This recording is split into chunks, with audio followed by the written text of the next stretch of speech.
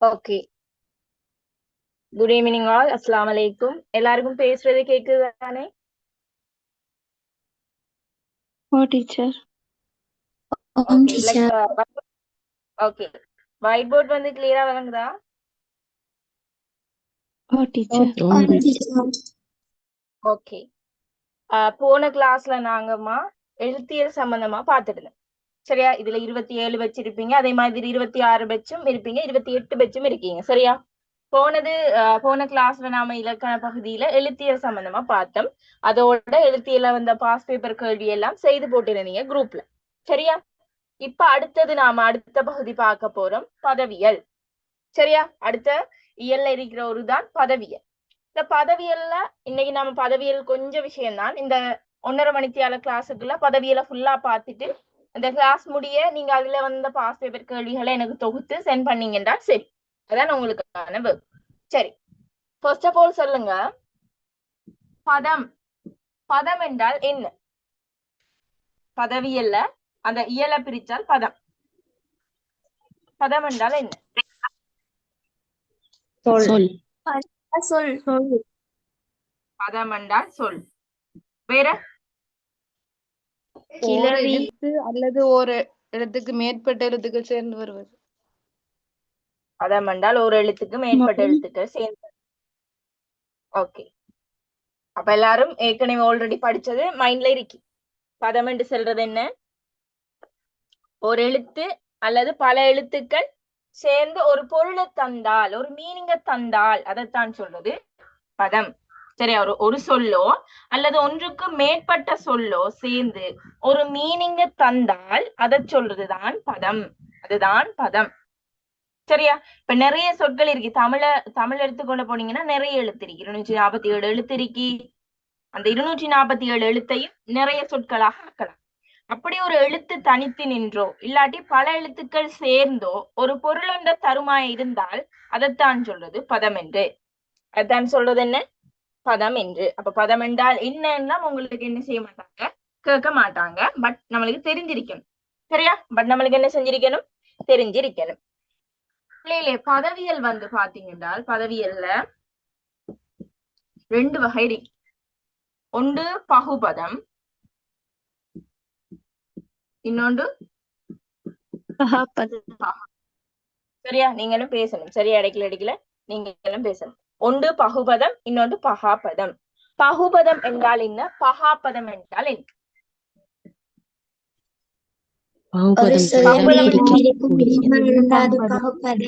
உறுப்புகளா பிரிக்க முடியாது. Very good. ஒரு சொல்ல வந்துமா பொருள் தரக்கூடிய கூறுகளாக பிரிக்க முடிஞ்சால் அதை சொல்றது பகுபதம். அதை சொல்றது என்ன? பகுபதம். இந்த பகுபதத்துல நிறைய கணக்கு விஷயங்கள் இருக்கு. அதே மாதிரி பகாபதம். பகாபதம் என்று சொல்றது ஒரு சொல்ல நாம பிரிக்கும் போது மீனிங்லெஸ்ஸா இருந்தால், பொருத்தல முடியுமான கூறுகளாக நம்மளால பிரிக்க முடியாம இருந்தால் அதை சொல்றது பகாபதம் என்று. சரியா? இந்த பகுபதம் பகாபதங்களையும் நிறைய டைப்பானது என்ன செய்யுது இருக்கு. இப்போ ஃபர்ஸ்ட் நாம பகுபதத்தை பாக்குறதுக்கு முன்னாடி பகாபதத்தை ஒருக்கா பார்ப்போம். சரியா? பகாபதத்தை பார்ப்போம். சரியா? இதுல போடுறேன். பகாபதம் என்றால் என்னன்னு சொன்னீங்க? ஒரு சொல்ல பிரிச்சா பொருள் தராதுன்னு சொன்னீங்க. அதுலயும் 4 வகையான டைப் இருக்கு. சரியா? பெயர் பகாப்பதம், உரிப்பகாப்பதம், வினை பகாப்பதம், இடைப்பகாப்பதம் என்று 4 வகையா இருக்கு. சரி, பகாப்பதம் என்றால் நல்லா நோட் பண்ணி வச்சுக்கோங்க. ஷார்ட் நோட்ஸ் எடுத்து வச்சுக்கொள்ளுங்க, உங்களுக்கு யூஸ் ஆகும் ஃபைனல் டைம்ல. சரியா? ஒரு சொல்ல வந்து நாம மேலும் பொருள் தரக்கூடிய உறுப்புகளாக பிரிக்க முடியாம இருந்தால், அப்படி பிரிக்கும் போது பொருள் தராட்டி அதுதான் பகாப்பதம். இப்ப நான் உதாரணத்துக்கு ஒரு இது சாரேன். இலங்கை. இத பிரிச்சு காட்டுங்க பாப்போம். இது எப்படி பிரிப்பீங்க இலங்கைய? அது பிரிக்க இயலாது. இப்ப இப்படி பிரிக்கலாமா? இல சக சக கையெண்டு பிரிக்கலாமா? பிரிச்சா இந்த இலக்கு எதுவும் பொருள் இருக்கா? இங்கனாக்கு எதுவும் பொருள் இருக்கா? கையனாக்கு எதுவும் பொருள் இருக்கா? இருக்கா? இல்ல டீச்சர். ஓ, அப்ப இப்படி பிரிச்சால் நம்மளுக்கு பொருள் தர முடியாம இருக்கிறதான் வந்து பகாப்பதம். அதுலயும் 4 வகை இருக்குன்னு சொன்னேன். இது வந்து இலங்கைங்கிறது என்ன பெயர்? ஒரு பெயரா இல்லையா? பெயர் இலங்கை பெயர். அப்ப இதை சொல்றது பெயர் பகாப்பதம். ஒரு பெயர் தானே, அப்ப இதை சொல்றது பெயர் பகாப்பதம். விளங்குதா? பெயர் பகாப்பதம். அதே மாதிரி வினை பகாப்பதமும் இருக்கு. இப்ப பாருங்க, நட, வா, சிரி. இத பிரிச்சு காட்டுங்க. இத மேலும் பொருள் தாரமாய் பிரிச்சு காட்டுங்க பாப்போம். மேலும் பிரிக்கலாத கேளாது. அப்ப இது என்ன? இதெல்லாம் என்ன? சிரி, வா, நட, போ, இதெல்லாம் என்ன பிள்ளைகளே? என்ன சொற்கள்? சொற்கள். அப்ப வினை சொற்கள். இது பகாப்பதமாகவும் இருக்கு. அப்ப ரெண்டையும் சேர்த்தா என்ன பகாப்பதமா வரும்? வினை பகாப்பதம். பதம். சரியா? அதே மாதிரி அடுத்த வகை வந்து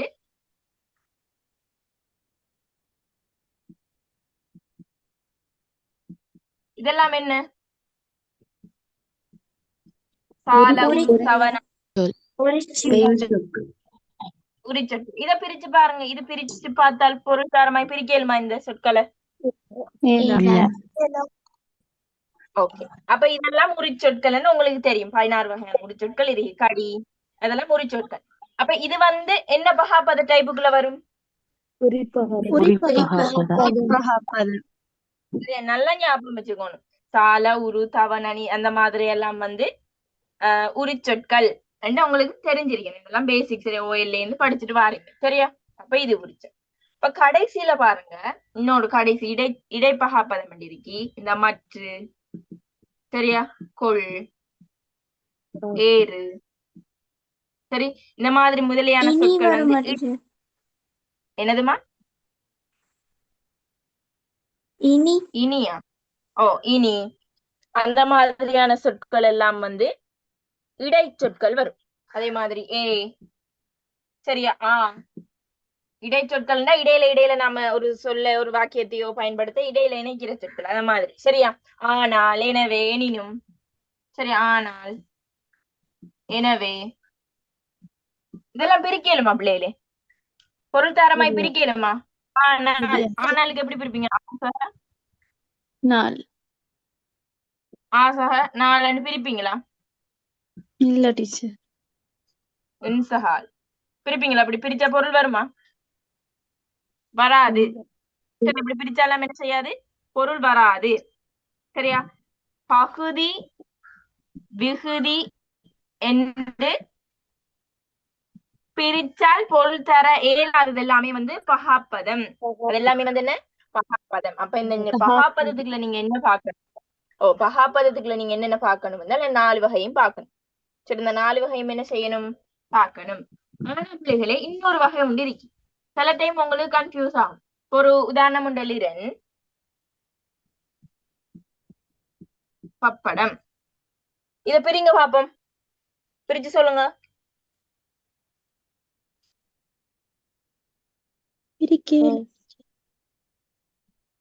பிரிக்கேலும். பிரிச்சு சொல்லுங்க பாப்போம்.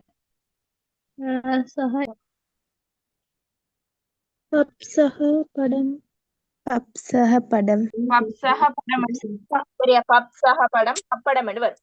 இதுல பிள்ளைகளே, படம் என்கிறதுக்கு பொருள் இருக்கியா இல்லையா? படம் என்கிறதுக்கு பொருள் இருக்கு. பப் என்கிறதுக்கு எதுக்கும் மீனிங் இருக்கா? இல்ல. அப்ப இது வந்து பகாப்பதமா பகுபதமான்னு கேட்டீங்களா? இது பகாப்பதம் தான். ஒரு சொல்லுக்கு மட்டும்தான் நீங்க பொருள் இருக்கி. இது வந்து ஓசைகிறது. பப் சும்மா ஓசைக்கிறது தான் இருக்கு. இதுல பொருள் இல்ல. இதுக்கு என்ன பொருள் இல்ல. இப்படி வாரதுகளும் என்ன? பகாப்பதம் தான். வாரதும் என்ன? பகாப்பதம் தான். சரியா? அதே மாதிரி ஓரெழுத்து சொற்கள். ஓரெழுத்து சொற்கள் தெரியும் தானே? தீ, வா, கை, போ, நீ, சரியா, தை, இதெல்லாம் ஓரெழுத்து சொற்கள். ஆ, ஈ, இதெல்லாம் ஓரெழுத்து சொற்கள். இதை நாம பிரிக்கலுமா? ஓரெழுத்து சொற்களையும் நம்ம மேலும் பொருள் தர பிரிக்கலுமா? இயலாது. இதெல்லாமே வந்துமா? ஓகே, இதெல்லாம் வந்து பகாப்பதம் அதுக்குள்ளதான் வரும் இவ்வளவு. சரியா? அதுலயும் பெயரை குறிச்சா பெயர் பகாப்பதம், வினை சொல்ல குறிச்சா வினை பகாப்பதம், இடைச்சொல் இருந்தா இடைப்பகாப்பதம், உரிச்சொல் இருந்தா உரி பகாப்பதம். சரியா? பகாப்பதம் ஓகேவா? கிளியரா? Clear, teacher. அடுத்தது பகுபதம். சரியா? இதுக்கு ஆப்போசிட் ஆனதுதான் என்ன? பகுபதம். பகுபதம் என்று சொல்றது வந்து ஒரு பொருளை வந்து பகுதி விகுதி எங்க பிரிக்க இயலும். சரியா? சரியா? பகுதி விகுதி என்று பொருள் தரக்கூடிய மாதிரி பிரிக்கக்கூடியது எல்லாமே வந்து என்னையாம் பகுபதத்துக்குள்ள வரும். இந்த பகுபதத்துல 6 உறுப்புகள் இருக்கு. 6 உறுப்புகளும் கட்டாயம் தெரிஞ்சிருக்கு. 6 உறுப்புகள் இருக்கு. 2 உறுப்புகள் இருந்தாலே அது பகுபதமாக ஏற்றுக்கொள்ளப்படும். பகுதியும் விகுதியும் இருந்தாலே அது பகுபதம் தான். கட்டாயம் 2 உறுப்புகள் இருக்கணும். சரியா? கூடியது 6 உறுப்புகள் இருக்கலாம். 6 உறுப்பும் இருக்கலாம். ஆனால் கட்டாயம் 2 உறுப்புகள் இருந்தால் அது பகுபதமாக என்ன செய்யப்படும்? ஏற்றுக்கொள்ளப்படும். சரியா? அப்ப பகுதி என்றால் என்ன, விகுதி என்றால் என்ன அப்படின்னு 6 வகையான உறுப்புகளை தான் நீங்க என்ன செய்யணும் இந்த சாப்டர்ல பாப்போமா?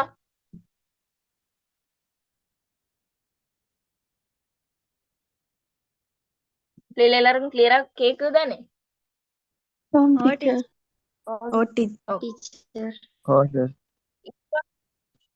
இப்ப முதலாவது பார்க்க போறது நோட் பண்ணி வைங்க. சரியா? இன்னொன்று பிள்ளைகளை இன்னொன்று சொல்ல விரும்புறேன். இப்ப கிளாஸ்ல படிக்கிறது, நான் படிச்சு தரத வாய் பார்த்துட்டு இருக்கிறது மட்டும் இருக்க கூடாது. கிளாஸ் முடிய நான் சொல்ற ஒர்க்க செய்யணும். சரியா? அப்பதான் அது உங்களோட மைண்ட்ல பதியும். நான் வந்தோம், கிளாஸ்ல இருந்தோம், படிச்சோம்னு போனீங்கன்னா அது ஃபைனலுக்கு உங்களுக்கு நினைவு நிக்காது. ஃபைனலுக்கு நினைவு நிக்கணும் என்றால் படிச்ச உடனே பாஸ் பேப்பர் செய்து பார்த்தால்தான், பாஸ் பேப்பர் தவிர வேணே பேப்பர்களையும் செய்து பார்த்தால்தான் உங்களுக்கு அது லாங் டேர்ம் மெமரியில சர்வ் ஆகும். இப்ப படிச்சுட்டு இப்போ உடனே அது அழிஞ்சு போயிடும். நாளைக்கு பாத்தீங்கன்னா மறந்து போயிடும். சரியா? அதுலயும் ஒருக்கா கவனம் செலுத்தி கொள்ளுங்க. சரி, இப்ப பகுதி. சரி, முதலாவது பகுதியை பத்தி பார்ப்போம். பகுதி என்றால் என்னம்மா? தெரிஞ்சாக்கள் சொல்லுங்க, ஏற்கனவே படிச்சாக்கள். ஒரு சொல்ல மேலும் பிரிக்க இயலுமாயிருந்தா அது பகுதின்னு சொல்லப்படும். அது பகுபதத்துக்கான வரைவிலக்கணம். பகுதி என்றால் என்ன? பகுதியை எப்படி கண்டுபிடிப்பீங்க? Very good. ஒரு சொல்லுண்ட அடிச்சொல். ஒரு சொல்லுண்ட என்ன? அடிச்சொல். இந்த பகுதியை வந்து முதநிலை என்றும் சொல்றது. இந்த பகுதி என்னன்னு சொல்றேன்? முதநிலை என்றும் சொல்றது. சரி, ஒரு சொல்லுண்ட அடிச்சொல்லாக இந்த பகுதி இருக்கும். அதே மாதிரி இது எப்படி கண்டுபிடிக்கிறேன்? ஒரு சொல்லுண்ட தொடக்கமே இதாத்தான் இருக்கு. ஒரு சொல்லுண்ட தொடக்கம் முதல் அடியேனே இதாத்தான் இருக்கு. சரியா? அதுதான் பகுதி. அதாவது ஒரு ஒரு உதாரணத்துக்கு நடந்தான் என்றால் இதுல அடிச்சொல் என்ன பிள்ளைகளே?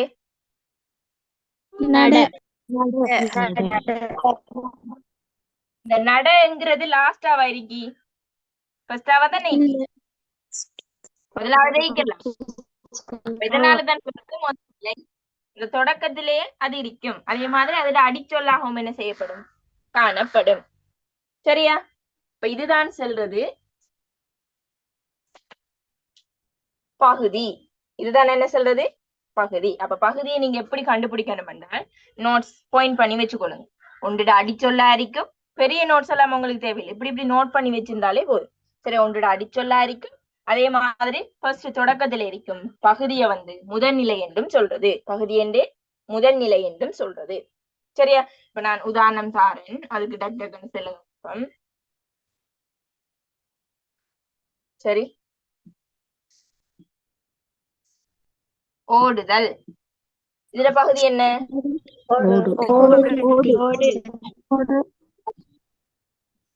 சரியா? ஓடு. எப்படி பிரிக்கிறேன் என்றால் ஓடு சக என்ன வரும்?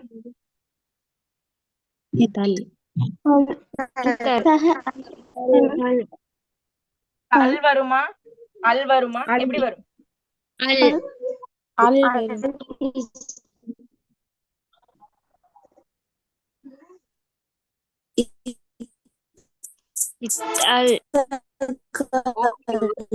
இத்சஹால்.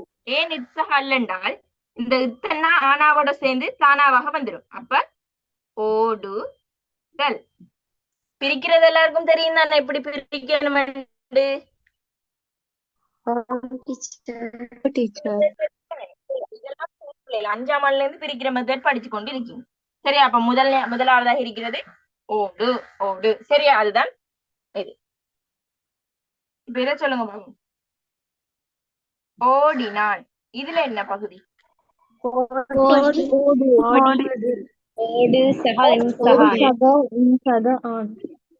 ஓடியா வரும், ஓடா வரும்? ஏண்டாமா இந்த பிரிக்கும் போது அடிச்சொல்ல பார்க்கணும். இதுல வினை சொல்லுண்டு அடிச்சொல் என்ன? ஓடுதான். அதுதான் பிறகு ஈனாவா திரிவடைஞ்சு ஓடினான்னு வந்துருக்கு. இதை நீங்க பிரிச்சு பாத்தீங்கன்னா ஓடு என்னன்னு வரும்?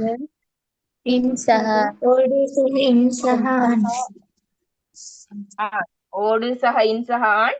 இது எப்படி வரும்டா? திரும்ப ஓவன்னா அப்படியே வரும். இது வந்து டீனாவாக வந்து, இது வந்து இதோட சேர்ந்து நாவன்னாவாக வந்து கடைசியில அப்படியே வரும். சரியா? அப்ப பிரிக்கும் போது பார்க்கணும். இப்ப டீச்சர் சொன்னாவே பகுதி என்றால் முதலாவது எழுத்து தான் வரும் என்று ஓடி என்று பகுதியை போடுற இல்ல. உங்களுக்கு எக்ஸாம்ல விடையில இந்த ஓடின்னு தருவாங்க, அதை கண்டு ஓடின்னு போடுற இல்ல. சரியா? பிரிச்சு பார்க்கணும். அது அடிச்சொல் ஓடு. விளங்குதா? இப்ப எப்படி பகுதி கண்டுபிடிக்கிறேன்?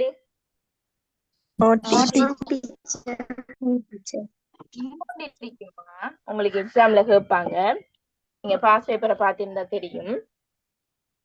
பகுதி விகாரப்பட்டு புணர்ந்த சொல் என்று கேட்பாங்க. என்ன கேட்பாங்க? பகுதி விகாரப்பட்டு புணர்ந்த சொல். சரியா? பகுதி விகாரப்பட்டு என்றால், விகாரம் என்றால் என்னன்னு சொல்லி தந்திருக்கேன் புணர்ச்சி கிளாஸ்ல. விகாரம் ஒரு எழுத்து இன்னொரு எழுத்தாக மாறலாம், இல்லாட்டி ஒரு எழுத்து தோன்றலாம், இல்லாட்டி ஒரு எழுத்து கெடலாம். சரிதானே? ஓ, விகாரம் என்றால் மாற்றம் அடைகிறது. விகாரம் என்றால் கொமனான பொருள் என்ன? மாற்றம் அடைகிறது. பகுதி விகாரப்பட்டு புணர்ந்த சொல் என்றால் ஃபர்ஸ்ட் பகுதியை நீங்க கண்டுபிடிக்க. அந்த பகுதி வந்து மாற்றம் அடைஞ்சு புணர்ந்திருக்கிற சொல், அதுதான் பகுதி விகாரப்பட்டு புணர்ந்த சொல். உதாரணத்துக்கு அது எப்படி என்றால், வந்தான். வந்தான் என்ற ஒரு வினை சொல்லி இருக்கு. இதுல பகுதி என்ன?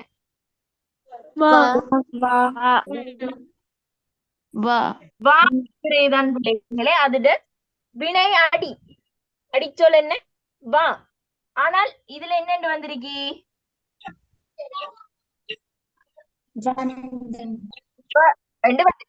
வாங்கிறது வ என்று என்ன செஞ்சிருக்கி? மாற்றம் அடைஞ்சு வந்திருக்கி. அப்ப இதைத்தான் சொல்றது பகுதி விகாரப்பட்டு புணர்ந்த சொல். பகுதி என்ன செஞ்சிருக்கி? விகாரம் அடைஞ்சு. இதே மாதிரி பிள்ளைகளே நிறைய உதாரணம் இருக்கு. சரியா? செத்தான். செத்தான் என்பதன் அடிச்சொல் என்ன? சாத்தான் வரணும். ஆனால் என்ன செஞ்சிருக்கி? தேவடைஞ்சு வந்திருக்கி. அப்ப இது என்ன? இதுதான் அதோட உண்மையான அடிச்சொல். ஆனால் இது என்ன செஞ்சிருக்கி? சே ஆக வந்திருக்கி. அப்ப இது என்ன? பகுதி வந்து விகாரப்பட்டு புணர்ந்திருக்கி. பகுதி வந்து என்னமா? கண்டான். எல்லாம் தான் சொல்ல போறேன். கண்டான். இதுல அடிச்சொல் என்ன? தான். இங்க என்னன்னு வந்திருக்கி? வந்து. அப்ப இதுவும் என்ன? பகுதி விகாரப்பட்டு வந்த சொல்தான். சரியா? அதை இந்த மாதிரியான சொற்கள் வேற இத மாதிரி நீங்க கண்ட உதாரணங்கள்.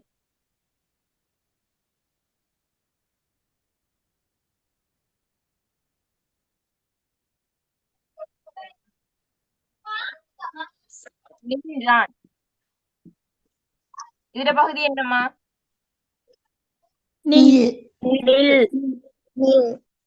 ஆனா என்னன்னு வந்திருக்கி?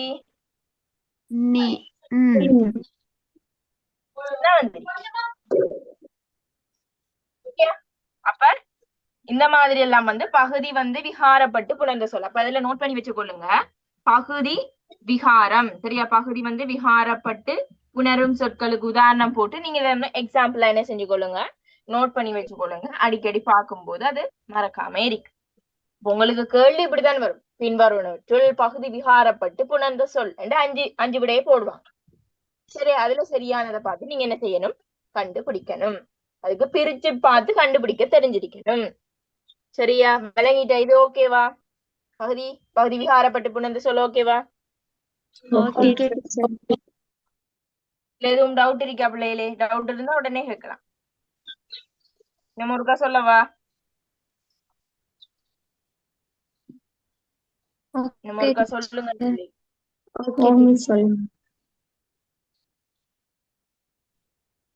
பகுதி விகாரப்பட்டு புணர்ந்த சொல்லண்டாம். இங்க பாருங்க, இதுல பேஸ் சொல் மாறுபட்டிருக்கும். சரியா, பேஸ் சொல் மாறுபட்டிருக்கும். இப்ப இன்னொரு உதாரணம் இதெல்லாம் அளிக்கிறேன். சரியா, இப்ப நடந்தான் என்ற ஒரு சொல் இருக்கு. இதுல அடிச்சொல் என்னன்னு சொல்லுவீங்க?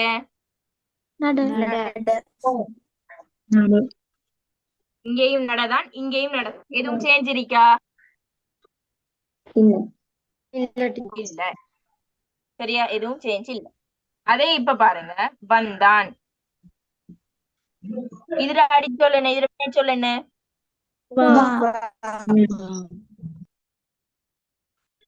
இதுல என்ன? ரெண்டும் ஒரே மாதிரியா இருக்கி? இல்ல. வேறுபட்டு இருக்கு. அப்ப இதுதான் பகுதி விகாரப்பட்டு புணர்ந்த சொல். அப்ப இதுதான் என்ன? பகுதி விகாரம் அடைஞ்சு புணர்ந்த சொல். அதே மாதிரிதான் கண்டான். அதுல கண்ணன் இருக்கும். சொல் கான். அதே மாதிரி செட்டான். அதுல சே, ஆனா உண்மையானது சா. அதே மாதிரிதான் நின்றான். அதுல நின்னண்டு இருக்கும். ஆனா உண்மையானது நில். சரியா, ஓகேவா?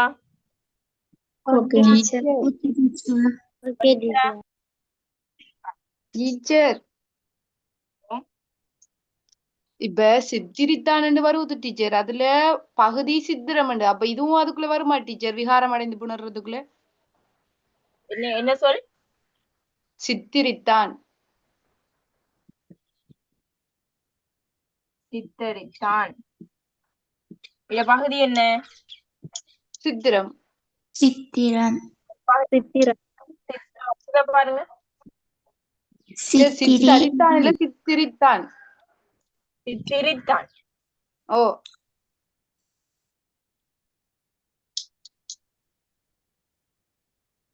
சித்திரித்தான். ஓமா, சித்திரித்தான் சொல்லும் போது சித்திரத்தை அந்த மாதிரித்தான் வரும். இப்ப சித்திரித்தான் என்ன வரும்? சித்திரம் வரும்.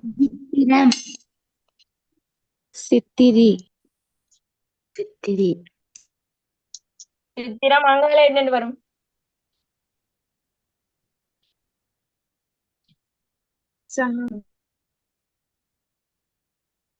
இல்ல, இதுல குழம்புது. சித்தி, இதுல ரீவாரண்டா, சும்மண்ணா கட்டு, இங்க ஈவர். சரியா, சித்திரித்தான். சரியா, இதுல என்ன ஹேட்டிங்க? இதுல பகுதி விகாரப்படுதாண்டா ஹேட்டிங்க. இதுல பகுதி விகாரம் அடைஞ்சு வருதுன்னு கேட்டேன். சித்திரம், இங்க சித்திரி என்று வந்திருக்கு. சித்திரம் என்று பேஸ் சொல் வராம இங்க சித்திரி வந்தால் அது என்ன? பகுதி விகாரப்பட்டுதான். ஆனால் சித்தரித்தான் அப்படி வராதுமா. சித்தரி என்கிறதான் அதுல அடி சொல்ல இருக்கு. சரியா, மாறி மாறி வரும். இது ஒரு பாஸ் பேப்பர்ல வந்துச்சுன்னு நினைக்கிறேன். என்ன டீச்சர், அந்த சித்திரித்தான் இருக்கல டீச்சர், அதுக்கு பகுதி சித்திரம் தானே டீச்சர்? ஓ, சரி டீச்சர். பாஸ் பேப்பர் கேள்வி தானே? ஓ டீச்சர், பாஸ் பேப்பர் கேள்விதான். சரி, இப்ப அடுத்தது அந்த பகுதியிலே தான் இன்னொரு ஆளை மெயினா ஒரு ஆளை பார்க்க போறோம். யார் என்றால் கூட்டு பகுதி. யாரு? கூட்டு பகுதி. சரியா, இந்த கூட்டு பகுதி எப்படி இருப்பாருன்னு பாப்போம். சரியா, இத சொல்றது கம்பவுண்ட் ஸ்டெம். நீங்க இங்கிலீஷ்ல படிச்சிட்டு இருப்பீங்க. கம்பவுண்ட் ஸ்டெம் படிச்சிருக்கீங்க. பஞ்ச் ஆஃப் பனானா படிச்சிருக்கீங்க அப்படி? அதே மாதிரி இது ஒரு விஷயம். கூட்டு பகுதி என்று சொல்றது பிள்ளைகளே, ரெண்டு பெயர் வார மாதிரி இருக்கும், ரெண்டு பகுதி இருக்கிற மாதிரி இருக்கும். சரியா? இப்ப நான் சொன்னேன் பகுதி என்றால் என்னன்னு சொன்னேன், முதலாவது அடிச்சொல் வார மாதிரி இருக்கும் என்று சொன்னேன். உதாரணமா ஒரு சொல் சொல்றேன், குருவி கூடு. இதுல பகுதி என்ன? டீச்சர் குருவி டீச்சர் நல்லா பாக்க. ஓ சொல்லுங்க. கூட்டு கூட்டு பகுதி என்றதும் கூட்டு பெயர் என்றதும் ஒன்றுதானே? கூட்டு பகுதியும் கூட்டு பெயரும் கிட்டத்தட்ட ஒன்றுதான். கூட்டு பகுதின்னு சொல்றது கூட்டு பெயர்மா ரெண்டு பெயர்கள் சேர்ந்து உருவாகிறதுதான் கூட்டு பகுதி, சாரி கூட்டு பெயர். கூட்டு பகுதின்னு சொல்றது அப்படிதான், ரெண்டு பகுதிகள் சேர்ந்து உருவாகிறது. கூட்டு பெயரும் கூட்டு பகுதியும் கிட்டத்தட்ட ரிலேட்டடான ஒன்றுதான். சரியா? இங்க பாருங்க, குருவி என்கிறது ஒரு பெயர், கூடு என்கிறது ஒரு பெயர். சரியா? ஒன்று நான் சொன்னேன் பகுதி விகுதி என்று நிறைய விஷயங்கள் இருக்கு. சரியா? இப்ப நாம குருவியை எடுத்தால் இது என்ன? இது என்னன்னு எடுக்கிறேன்? இது என்னன்னு எடுக்கிறேன்? விகுதியாக நீங்க இதை சொல்ற இது என்னன்னு எடுக்கிறேன்? விகுதி என்று எடுக்கிறேன். இது விகுதியா? இல்ல, இதுவும் பகுதிதான். அப்ப ரெண்டு பெயர் உடனே இதுக்கு பெயர் வைக்கணும், கூட்டு பகுதி. இதுதான் என்ன பிள்ளைகளே? கூட்டு பகுதி. பாருங்க, ரெண்டு பேர் இருக்கு. அதே மாதிரி ஆட்டுக்குட்டி. சரியா? முன்னேறு. சரி, இதுல எல்லாம் பாருங்க, இதெல்லாம் கூட்டு பகுதி. உங்களுக்கு எக்ஸாமுக்கு வருது, முன்னேறு. சரி, சேர்த்தும் வரும், அது பிரிச்சும் வரும். சரியா? வேற என்ன இந்த மாதிரி கூட்டு பகுதிகள் இருக்கு? கைவிடு. சரியா? கைவிடு. இந்த கைவிடுல எது பகுதியா எடுப்பீங்க நீங்க? பிரிக்கலுமா இத? கை விடு என்று பிரிக்கலாம். ஆனால் இது ரெண்டுமே என்ன? பெயர். அப்ப இது ரெண்டுமே பகுதிக்குள்ளதான் வரும். ரெண்டுமே பெயர், ரெண்டுமே பகுதிக்குள்ளதான் வரும். அதனால இதை சொல்றது கூட்டு பகுதி. சரி, அதனால இது என்ன சொல்றது? என்னம்மா?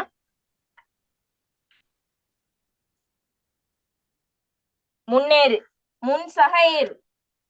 முன் சக ஏறு. இது ஒரு இடைச்சொல், ஏறுங்கிறது ஒரு வினைச்சொல் வரும். இப்ப நீங்க கேட்டீங்களே கூட்டு பெயரும் இந்த கூட்டு பகுதியும் ஒண்டா மிஸ்ஸண்டு, இரண்டும் ஒன்று தானே?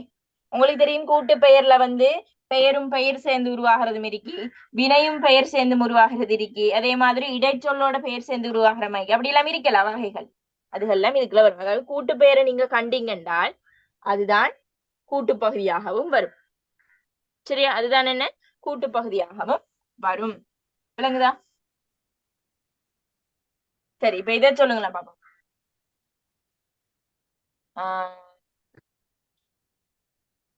உதாரணம் என்ன தரலாம்? சரி, இதை சொல்லுங்க.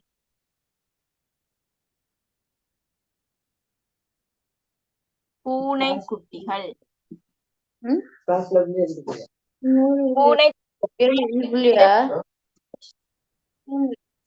பூனை குட்டி சகக்கள். ஓகே, பூனை. அது சரி, இது என்னன்னு எடுப்பீங்க நீங்க? பகுதி என்ன? பூனை பூனையா? பூனை குட்டி வலத்தையும் சேர்த்து எடுக்கணும். கல்ல வெட்டிட்டு பூனை குட்டி. கூட்டு பகுதி. கூட்டு பகுதி. இப்பதானே சொன்னேன், ரெண்டு பெயரை கண்ணீங்க என்றால் ஆட்டோமேட்டிக்கா நீங்க ஒரு முடிவுக்கு வந்துடணும், கூட்டு பகுதி. சரியா? இப்ப இங்க கல் எப்படி வரும் என்றால், கல்லுங்கிறது விகுதி எதுக்குள்ள வரும், பன்மை விகுதி என்ற செக்ஷனுக்குள்ள வரும். சரியா? அதே மாதிரி இன்னொன்னு சொல்றேன்,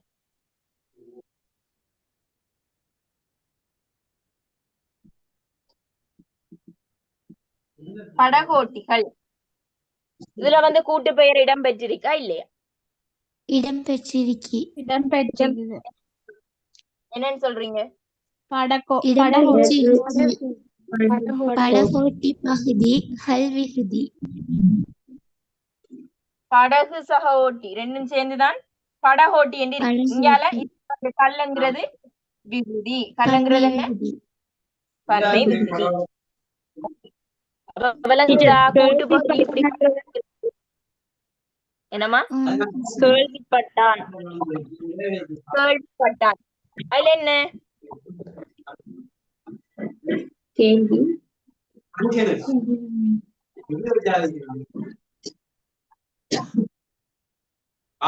இதுல என்ன? கேள்விப்படு கேள்விப்படு கேள்விப்படு. கேள்வி என்கிறது ஒரு பெயர், படு என்கிறது இன்னொரு வினை. சரி, அப்ப கேள்வி படு என்கிறது என்ன? கூட்டு பகுதி. சரி, கூட்டு பகுதி வினை என்பது. சரியா? கூட்டு பகுதி, கூட்டு பெயர் எல்லாம் வரும். கூட்டு பெயரும் கூட்டு பகுதியும் உண்டுதான். கிளியரா? இப்ப கூட்டு பகுதி எப்படி கண்டுபிடிக்கிற எக்ஸாமுக்கு? ஓகே, உங்களுக்கு கேள்வி வரும். பின்வருவற்றுள் கூட்டு பகுதி இடம்பெற்ற சொல் என்று 5 சொல்ல போடுவாங்க. போட்டுட்டு இப்படிதான் தருவாங்க விடைய. நீங்க என்ன செய்யணும்? கண்டுபிடிக்கணும். கண்டுபிடிப்பீங்களா நீ? டீச்சர் ஓ, இப்ப குருவி கூடண்டு தந்துட்டு கேக்குறாங்க எக்ஸாம்ல இதுல உள்ள கூட்டு பகுதியே நம்ம அப்ப ஃபுல்லா குருவி கூட நான் சரி அதை கொடுக்கலாம் தானே டீச்சர்? இன்னொன்று இருக்கு, இன்னொரு விஷயமும் பார்க்கணும் நீங்க. சரியா? நூறா நில்லுங்க, வெயிட் பண்ணுங்க, சொல்றேன். கூட்டு பகுதி இடம்பெற்ற சொல். நான் ஒரு கேள்வி தரேன். சரியா? குருவி கூடு. சரியா? முதலாவது விட குருவி கூடு. சரியா? ரெண்டாவது விட வந்து மனிதன். சரியா? ரெண்டாவது விட மனிதன். மூன்றாவது நாய்கள். சரி, நாலாவது பூனை. பூனைகள் என்ன சும்மா சொல்றேன். சரியா? அஞ்சாவது விட வந்து குருவி கூடுகள். இதுல எது ஆன்சர்? குருவி கூடு.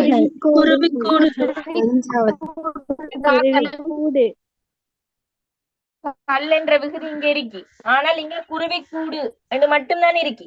நல்லா விளங்கிக்கணும். அந்த கூட்டு பகுதி வந்து இன்னொருவோட சேர்ந்து வரணும். சரியா? தனியா இருக்கும் பொழுது அது தனிய விடையா வரலாம். ஆனால் இப்படி ஒரு விட எக்ஸ்ட்ரா அவங்களுக்கு தந்திக்கிறாங்கல்ல, இந்த விட தான் வரும். சரி, இந்த விட தராம இப்படி வெறும் குருவி கூடு பூனைக்குட்டி அப்படின்னு மட்டும் தந்திருக்காங்கன்னா அந்த விடையை சூஸ் பண்ணுங்க. வடிவ விடையை பார்க்கணும். இன்னொன்று இப்படி கல்விகுதி வாரமாய் தந்திருக்காங்களா என்று பார்க்கணும். சரியா? ஓகேவா நூறா? இப்ப இந்த டவுட் கேட்க வந்தீங்க நூறா? ஓ டீச்சர், இதைத்தாங்க வந்து விளங்கிட்டு. ஓகே, சரியா? அப்ப அது விடைகளையும் கொஞ்சம் பார்த்து நீங்க அவதானமா போடு. சரியா? கொஞ்சம் பார்த்து என்ன செய்யணும்? அவதானமா போட்டு பழக வேண்டும். சரி, அப்ப கூட்டு பகுதி ஓகே எல்லாருக்கும்? ஓகேவா? நெக்ஸ்ட் போமா? டீச்சர், ஒரு டவுட். சொல்லுங்க. டீச்சர், கூட்டு பேரும் கூட்டு பகுதியும் உண்டா? நீங்க உண்டுன்னு சொல்றீங்க, அது வெவ்வேறு இல்லையா? கூட்டு பகுதி equal to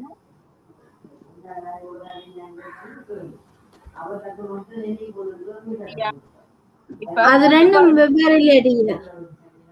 வெவ்வேறு இல்ல, ரெண்டும் ஒன்றுதான். என்ன பேர் தான் வித்தியாசப்படுது. பகுதி என்றால் முதல் நிலையில வாராணி சொல், அதுல இங்க பேர் என்று வருது. இங்க இப்ப இத சொல்லுங்க பாப்போம். வானொலிகள். இதுல என்ன பயன்படுத்தப்பட்டிருக்கு? இதுல பகுதி என்ன?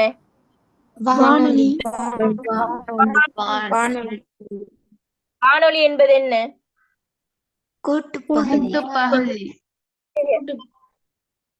வான் சக ஒலிதான் வானொலி. ரெண்டு பெயர்கள் சேர்ந்து உருவாகிற கூட்டு பெயர். சரி, அப்ப கூட்டு பகுதியில வருது. அப்ப ரெண்டுமே ஈக்குவல் தான்.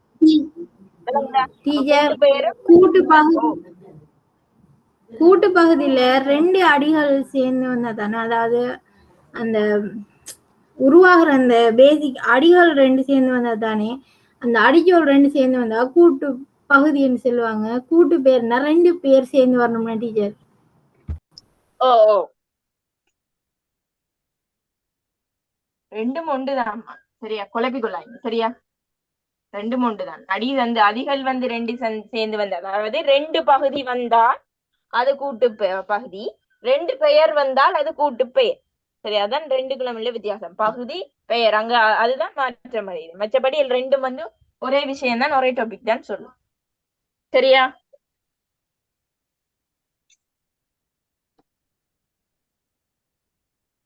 ஓகேவா? இதுல இன்னுமே டவுட் இருக்கா?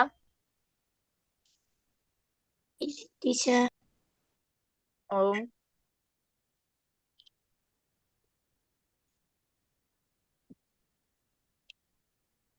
சொல்லுங்க. மெசேஜ் டீச்சர் நீங்க போடுறாக்கள். சொன்ன மாதிரி அந்த பன்மை விதி சொல் சேர்ந்து வர எல்லாம் கூட்டு பகுதி இல்ல தானே? இப்ப ஓடினார்கள் என்றதுல எல்லாம் வந்து பகுதியை இரண்டாம் பிரிக்கல தானே? அப்ப அதெல்லாம் கூட்டு பகுதி இல்ல தானே? அதெல்லாம் கூட்டு பகுதி இல்ல. இப்ப ஓடினார்கள், இதுல ஓடுன்னு மட்டும் ஒரு பகுதி தான் இருக்கி. ஓடுன்னு ஒரு பகுதி தான் நம்ம இருக்கி. அப்ப இது வெறுமனே பகுதி மட்டும் வரும். கூட்டு பகுதியா வாரண்டால் ரெண்டு பேர் வாரமாய் இருக்கும். இது தனிப்பகுதி. சரியா? Okay teacher. Okay teacher. Okay, அடுத்த விஷயம் பார்ப்போம். அடுத்தது என்னென்றால், பகுதி பார்த்துட்டோம், விகுதி. சரியா, பகுதி ஓகே. அடுத்தது விகுதி. விகுதி என்றால், பகுதி என்றா சொன்ன முதல்நிலை என்று. விகுதி என்று என்ன சொல்றது? சொல்லுங்க பாப்போம். சொல்லின்ற இறுதியில வரும் டீச்சர். சொல்லின்ற இறுதியில வந்து திணைப்பால் என்னிடம் காலம் காட்டும். சிலது மட்டும்தான் காலம் காட்டும், மற்றது பெருசா காலம் காட்டாது. Very good. விகுதின்ற என்னன்னு பாத்தீங்கன்னா, ஒரு சொல்லுன்ற இறுதியில வரும், அதனால அது இறுதி நிலை என்று சொல்றது. இறுதியில வந்து அந்த ஆள் என்ன செய்வார் என்றால், எண், திணை, பால், காலம், வேற்றுமை, சரியா, அந்த மாதிரியான பொருள்களை எல்லாம் என்ன செய்யும்? உணர்த்தும். சரியா, திணை, பால், என்னிடம், வேற்றுமை, வினை, ஏவல், வியங்கோல் போன்ற பகுதிகள் எல்லாம் உணர்த்துறை தான் வந்து இந்த விகுதி. இந்த விகுதி என்றால் தான் அவர வேலை. அதை இறுதிநிலை என்று சொல்றது. எப்படி விகுதியை கண்டுபிடிக்கிறதா? லாஸ்டா இருக்கும். லாஸ்டா இருக்கிறது தான் என்ன? விகுதி. சரியா, இந்த விகுதியில நிறைய டைப் இருக்கு. சரி, இப்போ ஒருக்கா பார்ப்போம். சரியா, பசுக்கள், இதுல பகுதி என்ன? இப்ப சொல்லுங்க. பகுதி. சரியா,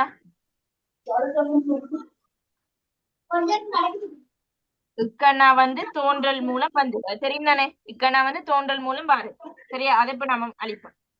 பசு சக கல், பசுக்கள் என்று வருது. அப்ப இந்த கல்லுங்கிறது என்ன பிள்ளை? பன்மை விகுதி. இதுதான் விகுதி. அந்த விகுதியிலையும் நான் சொன்னேன் இப்ப, திணை, பால், எண், இடம் எல்லாம் காட்டுமே. இது வந்து என்னத்தை காட்டுது? என்ன காட்டுது? காட்டுது டீச்சர். ஒருமையா பன்மையா என்றது என்னத்தை செய்து? இந்த கல்லுங்கிறது காட்டுது. ஒருமையா பன்மையா? பூக்கள் என்ற நிறைய பூக்கள் இருக்கு, பசுக்கள் என்ற நிறைய பசுக்கள் இருக்கு. அப்ப இந்த கல்லுங்கிற விகுதி வந்து பன்மை விகுதி. கல்லுங்கிறது என்ன? பன்மை விகுதி. சரியா, அதே மாதிரி பிள்ளைங்களே இப்ப சொன்னேன் திணைய காட்டுவது. திணை என்ன? என்ன திணை இருக்கு? எத்தனை திணை இருக்கு? அகரிணை இருக்கு. அந்த உயர் திணையிலையும் திணையின்ற பாலக்காட் எத்தனை பால் இருக்கு? ஆண்பால், இப்ப பாரு, பலவின் பால், அரசன், அரசி. சரியா, அரசன் என்பதுல பகுதி என்ன? அரசு. அரசு. அரசு. அரசு. அத அங்கால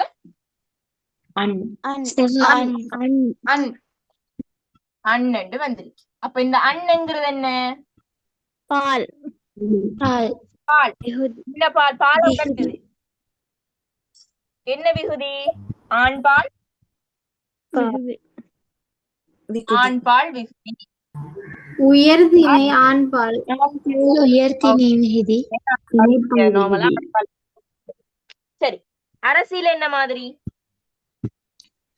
அரசு சக இ. அப்ப இங்க ஈ என்ன? விகுதி. பெண்பால் விகுதி. பெண்பால் விகுதி. சரியா? விளங்குதா? அதே மாதிரி அரசன் என்று சொல்றது ஆண்பால் விகுதிதான், அரசி என்று சொல்றது ஈ வந்து பெண்பால் விகுதி. இப்ப நடந்தான். சரியா?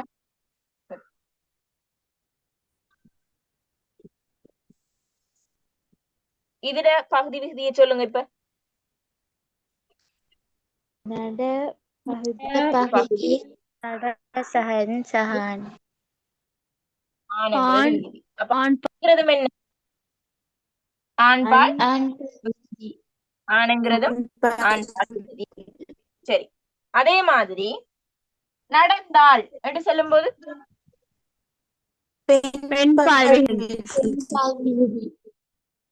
ஆளுங்கிறது என்ன? பெண்பால் விகுதி. சரியா?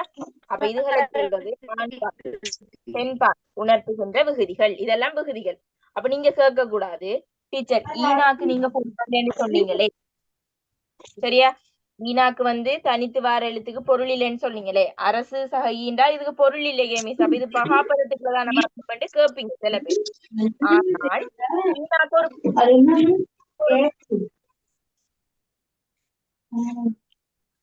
அரசி ஈனாக்கு ஒரு பொருள் இருக்கு. என்ன? பெண்பால் விகுதி. பெண்பால் விகுதின்னு ஒரு மீனிங் இருக்கு. ஓமா இல்லையா? ஓகே. அப்ப கேட்க கூடாது அண்ணன் என்ன டீச்சர் எந்த மீனிங்கும் இல்லையே அண்ணுக்கு, அதை எப்படி சொல்லுவீங்க அண்ணுக்குன்னு கேட்க கூடாது. ஓகே டீச்சர் நடந்தனர்ன்றது நடந்தனர் என்று போது அதுல அர்விகுதி. நடந்தனர் அர்ங்கிற விகுதி. அர்ங்கிறது என்னத்தை உணர்த்துது உங்களுக்கு?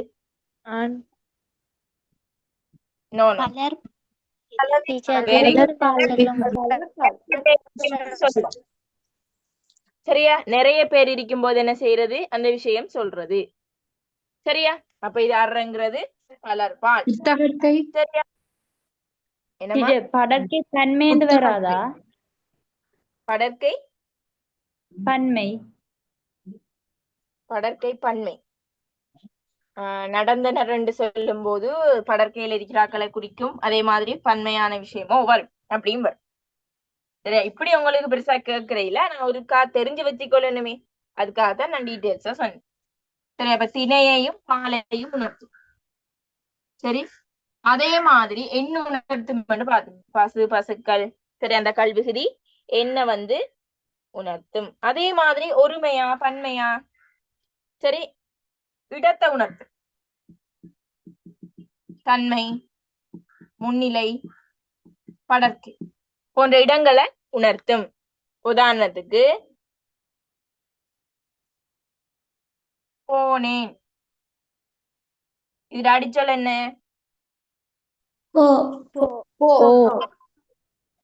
சரியா? விகுதி என்ன? ஏன் என்று என்னது சொல்லுது? போனேன், நான் போனேன் என்று சொல்லும்போது என்ன? தன்மை ஒருமை. தன்மை ஒருமை. நான் போனேன், நாங்கள் போனோம். போனோம் என்று சொல்லும் போது அங்க தன்மை பன்மை. சரியா? அப்ப இதெல்லாம் பேசி தன்மை ஒருமை தன்மை பன்மை இதெல்லாம் 3ஆம் ஆண்டு பிள்ளையை படிக்கிறேன். சரியா? நான் போனேன் என்று சொல்லும் போது நான் என்று சொல்றது தன்மையை குறிக்கும். அதே மாதிரி போனேன் சொல்லும் போது அது ஒருமையை குறிக்குது. தன்மை ஒருமை. அப்ப இடத்தையும் இதுல பன்மையா ஒருமையான குறிக்குது. சரி. இந்த மாதிரி அப்ப ஏன் என்று வந்தாலும் அது ஒரு விகுதி வருது. அப்ப இதுவும் ஒரு பகுபதம் தான். சரியா? விளங்கிட்டா? இடத்தை உணர்த்துது. வந்தேன், நடந்தேன், அப்படி வர எல்லாமே தன்மை ஒருமை தன்மை பன்மை அதுக்குள்ள வரும். சரி. அதே மாதிரி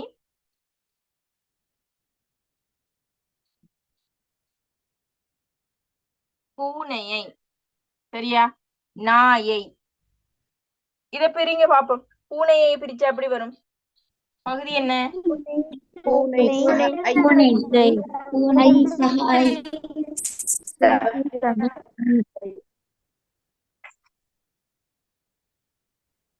சரியா? பூனை சகாய் பூனையை, நாய் சகாய் நாயை என்று வருது. இந்த ஐயன்னா என்ன பிள்ளைகளே? வேற்றுமை வேற்றுமை உறுப்பு. வேற்றும் என்ன செய்யும்? இந்த விகுதி வந்து வரும். வேற்றுமை உறுப்புகள் ஏற்றும் என்ன செய்யும்? இந்த விகுதிகள் வந்து வரும். அப்ப அதையும் நல்லா ஞாபகம் வச்சுக்கொள்ளணும். அப்புறம் கேட்கிற இல்ல டீச்சர், பூனைக்கு பொருள் இருக்கி, ஐயனாக்கு என்ன பொருள்? பொருள் இல்லையே. அப்ப அது பகாபதத்துக்குள்ள தானே வரும் என்று யோசிக்கிறீங்க. ஏண்டால் இதுக்கு ஐயனாக்கு ஒரு பொருள் இருக்கி. ஏன்? அது ஒரு வேற்றுமை உருவு. அதோட என்ன?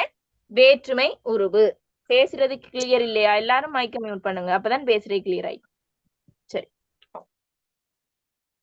சரி. அப்ப ஐயன்னா, ஆள், கு, இன், அது இந்த வேற்றுமை உருவுகள் இருக்குல்ல, அப்படி எல்லாமே வந்து விகுதியாக வரும்.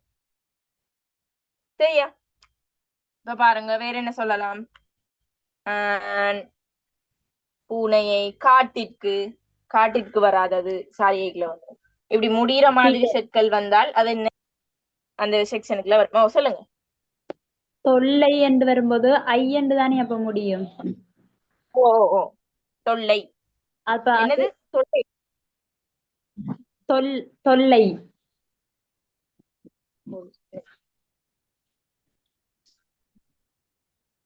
தொல்லை. தொல் அப்படின்னு பிரிக்கும் போது அதுக்கு பொருள் இல்ல தானே மிஸ்? டீச்சர் அதுக்கு Okay, wait. தொல்லுக்கு பொருள் வராத டீச்சர். வெயிட் நான் சொல்றேன். எல்லாரும் நல்ல அறிவோட பிள்ளைகள் தான் சொல்றேன். தொல்லைங்கிறது என்ன? ஒரு ஃபர்ஸ்ட் ஆஃப் ஆல் ஒரு பெயர். ஒரு என்னது? ஒரு பெயர். தொல்லைங்கிறது ஒரு பெயர். அதை பிரிக்கல. சரியா? விளங்குதா? எல்லாத்தையும் நாம பிரிக்க தொல் சகாய் என்று பிரிக்கல. தொல்லைங்கிறது இப்ப இலங்கை என்று பிரிக்கலாமாய், தொல்லைங்கிறது பிரிக்கல. அது ஒரு செயல். பாடசாலை வருமா? என்னமா? பாடசாலை. பாடசாலையை இதுக்குள்ள கொண்டு வாரீங்க? பாடசாலை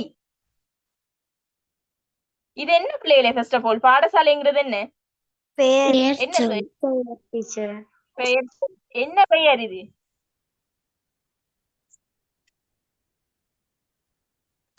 என்ன பெயர்?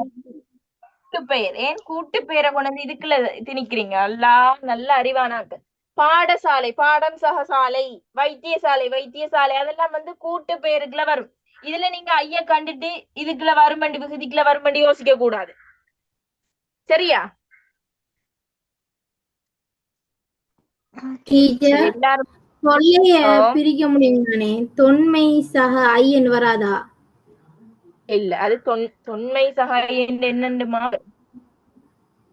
இல்ல டீச்சர், தொல்லைய பிரிச்சா தொன்மை சக ஐயன் வரும். ஜிபிடில பாத்தீங்களா? இல்ல ஸ்கூல்ல படிச்சது.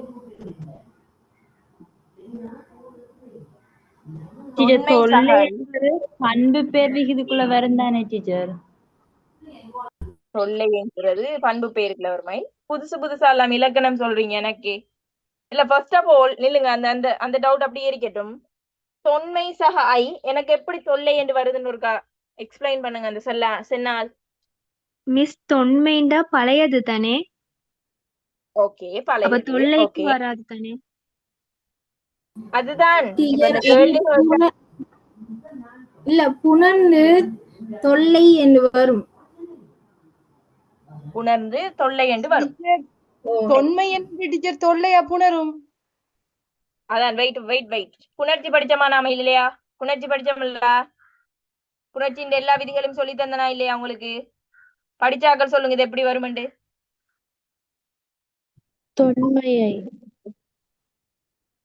தொன்மையை என்றுதான் வரும். தொல்லை என்று வராது. இதுல ஒருபோதும் தொல்லை என்று வராது. வேணுமென்றால் நீங்க எப்படி எழுதலாம்? எப்படி? தொல்லை பிளஸ் ஐ, தொல்லையை என்று வரும். ஆனால் இது வந்து தொல்லை. என்று வராது. யாருமா உங்களுக்கு படிச்சிருந்து? பிழையான வழிகாட்டல்களோட படிக்காதீங்க. தமிழ் இலக்கணம் நீங்க நினைக்கிற மாதிரி லேசுப்பட்ட விஷயம் இல்லை. சரியா? தொன்மை இதுல லொஜிக்கே இல்ல. தொன்மை எப்படி ஐ தொல்லை எங்க இருந்து அந்த இல்லைன்னா லையனா வந்துச்சு?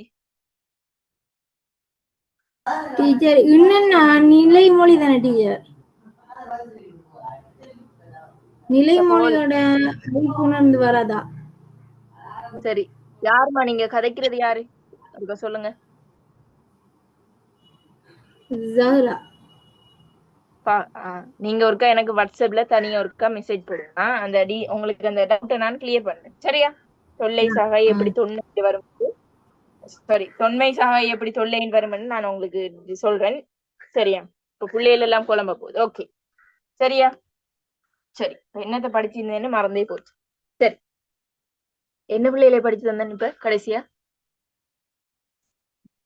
என்ன சொல்லிட்டு இருந்தேன்?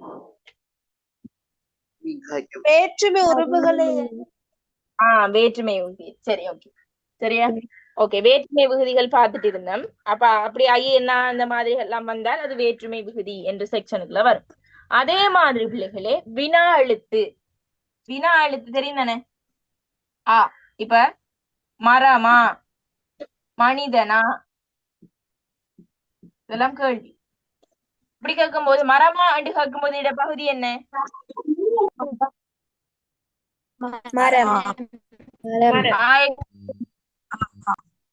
வினா எழுத்து. ஆங்கிறது என்ன? வினா எழுத்து. மனிதனா என்று கேட்கும் போது மனிதனா என்று கேட்கும் போது இதுல பகுதி என்ன?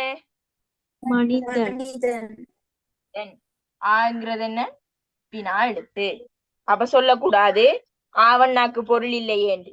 ஆவண்ணா வந்து வினா எழுத்து என்ற செக்ஷனுக்குள்ள வரும். அதே சமயம் ஆண்டு தனியே இருந்தா அது பகாப்பதம். சரி, ஆண்டு தனியே இருந்தா என்ன? பகாப்பதம். விளங்குதா? அதே மாதிரி நிறைய இருக்கு வியங்கோல் விகுதி. சரி, இப்ப இங்க பாருங்க. வாழ்க, இது பகுபதமா இல்லையா? என்னன்னு சொல்றீங்க? என்னன்னு சொல்றீங்க?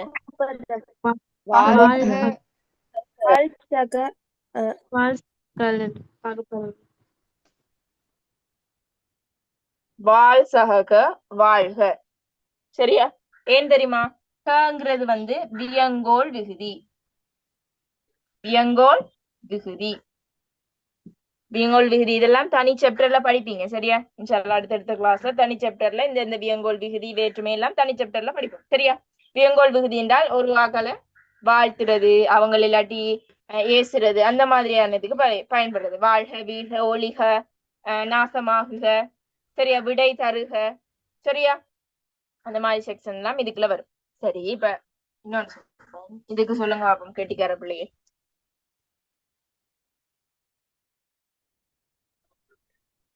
இது எப்படி வரும்?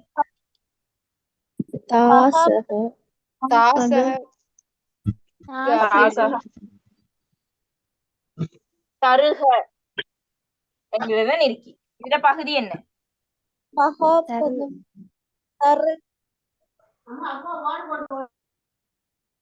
தருசகவா இல்லாட்டி தாசக ரூசகவா? தாசக ரூசக அப்படி மாறி இப்படி வரும். அப்படியா? சரி, இதான உங்களுக்கான வேர்க். சரியா? தேடுறதுக்கான வேர்க். தருகவை பிரிச்சால் என்னென்று வரும், அது பொருள் தரமாய் பிரிக்கக்கூடியது எப்படி என்று தேடி அடுத்த கிளாஸ்ல சொல்றீங்க. சரியா?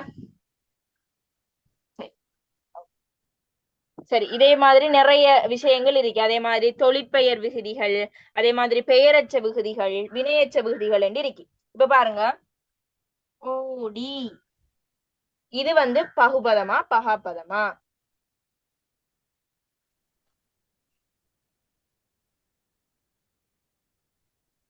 ஓடிங்கிறது பகுபதமா பகாப்பதமா? இது ஒரு வினைச்சொல் ஓடிங்கிறது. இதை நான் கேட்கிறேன், பகுபதமா பகாப்பதமா? பகுபதம் என்றால் எப்படி வரும்? ஓடு சகை பகாப்பதம் மிஸ். பகாப்பதம் பகுபதம். நல்லா கிளியரா வச்சுக்கொள்ளுங்க. பகுபதம் ஓடி ஓடு சக இது பிரிச்சு பார்த்தான் கண்டுபிடிக்கணும். பிரிச்சு பார்க்கும்போது ஓடுங்கிறது இது ஓடுங்கிறது பகுதி, ஈ வந்து விகுதி. பிரிச்சு பார்த்து கண்டுபிடிங்க. சரியா? இப்ப நான் தமிழில ஈ வந்து பொருள் தருது இல்லையா? இப்பதானே சொன்னேன் ஈ வந்து விகுதி என்று. ஈ வந்து என்ன விகுதி? வினையச்ச விகுதி. வினையச்சம் பெயரெச்சம் தெரியுமா உங்களுக்கு எல்லாருக்கும்? வினை எச்சம் பெயர் எச்சம் தெரியுமா? அட விகுதிகள் என்ன இருக்குன்னு தெரியுமா?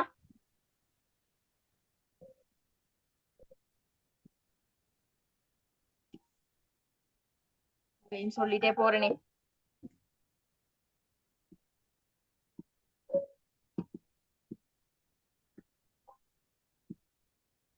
சரியா? ஓடி வந்தான். சரியா? ஓடி வந்தான். வந்தான்ங்கிறது ஒரு வினை. சரியா? வந்தான்ங்கிறது ஒரு வினை. அந்த வினைக்கு முன்னால வாரைதான் என்ன? இங்க பாருங்க, ஓடி வந்தான். அப்ப இது வினையை டிஸ்கிரைப் பண்ற மாதிரி வருது. இது வந்து வினையச்சம். ஓடி வந்தான் வினைக்கு முன்னால இருக்கு பாருங்க, ஓடி வந்தான். அதே மாதிரி பெயரச்சமும் இருக்கு. சரியா? பெயரச்சத்துக்கு பாருங்க, படித்த மனிதன். மனிதன்ங்கிறது என்ன? மனிதன் என்பது அந்த பெயருக்குனால வந்தால் படித்த மனிதன். அவன் எப்படிப்பட்ட மனிதன்? படித்த மனிதன். அப்ப இது என்ன? படித்தங்கிறது என்ன? பெயர் எச்சம். என்ன? பெயரெச்சம். சரியா? அப்ப பெயரெச்சத்துக்கு ஆனா அந்த மாதிரி விகுதிகளும், வினையச்சத்துக்கு ஈ என்ற விகுதிகளும் அப்படி வரும். சரியா? பெயரச்சம் வினையச்சம் தனி ஒரு பெரிய பாடமா இருக்கு உங்களுக்கு. சரியா? இப்படி வார விகுதிகளும் வந்து இந்த பகுபத விகுதிகளுக்குள்ள வரும். சரியா? இந்த பகுபத விகுதிக்குள்ள என்ன செய்யும்? வரும். சரியா? அப்ப இதை சொல்லுங்க, வந்த என்கிறது. இப்ப சொல்லுங்க, வந்தங்கிறது பகுபதமா பகுபதமா? வாசக இதுல இதுல கடைசியில வந்த இங்கால போட்டு பாருங்க, ஒரு சொல்ல போட்டு பாருங்க, வந்த மனிதன். சரியா? வந்த மனிதன் இல்லாட்டி வந்த பொருள், வந்த நிமிடம், எப்படி ஏதாச்சும் சம்டைம் போட்டு பாருங்க, அதுல என்ன போடலாம் இருக்கு.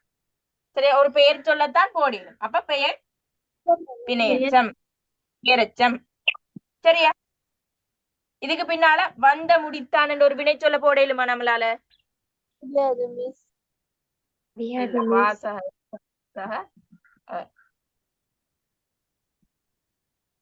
சரியா? இது திரிபடைஞ்சு வரும் வந்த. சரியா? சரி, ஓகேவா? அப்ப விகுதிகள் வந்து இப்படித்தான் வரும். ஓகேவா?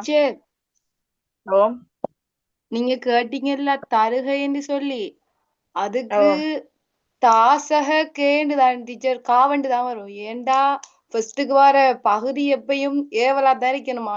ஜெமினி சொன்னிச்சு. ஜெமினிட்ட கேட்டீங்க தமிழ. தாசக தருகன்னு வருதா?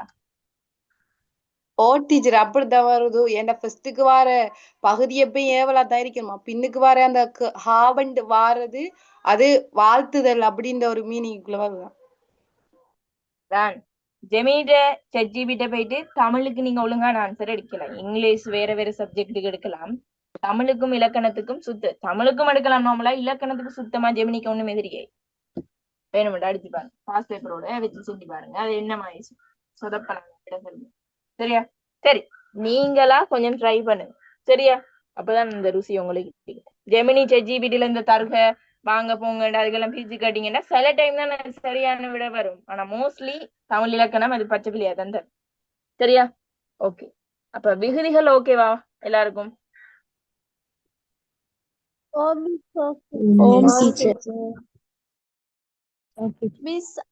விகுதியில திணை சினை எச்சம் இதெல்லாம் வரும்போது அது வந்து பகுப்பதமா தானே மிஸ் இருக்கும்.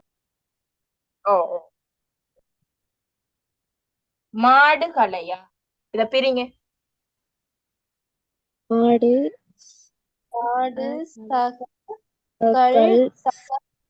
சக ஐ ஐசா இதெல்லாம் என்ன? இது வந்து பகுபதமா பகுபதமா?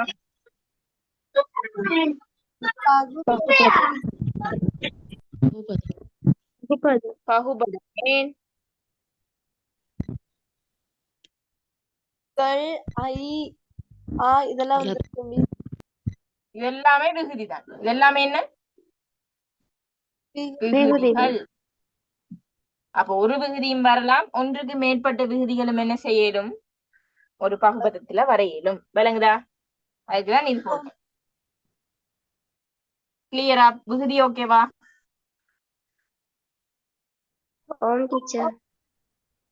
ஓகே. அடிக்கடி மைக் ஆன் பண்ணி வச்சிருக்காங்க, நான் கதைக்கிறது கிளியரா கேட்காது. சரியா? சரி, இப்ப ஒரு உதாரணம் தரேன், இதை சொல்லுங்க பாப்போம்.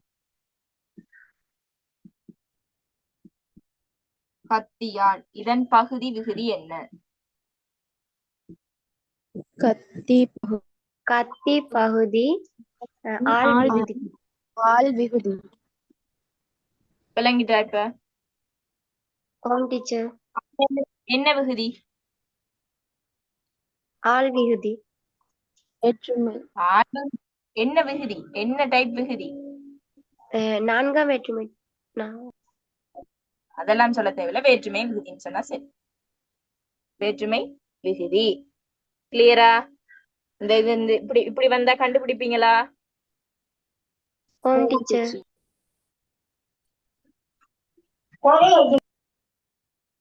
சரி, ஓகே. அப்ப அடுத்ததையும் பாப்போம். என்ன டைம்? இடைநிலையை பார்த்து. அடுத்தது மூன்றாவது உறுப்பு தான் இடைநிலை. இடைநிலை மெயினான ஆளாம், திரும்பவும் வருவார் உங்களுக்கு. சரி, அந்த இடைநிலையை திரும்பவும் நீங்க ஒருக்கா படிக்கணும். சரியா? அதனால வழியா பாருங்க. இடைநிலை. சரியா?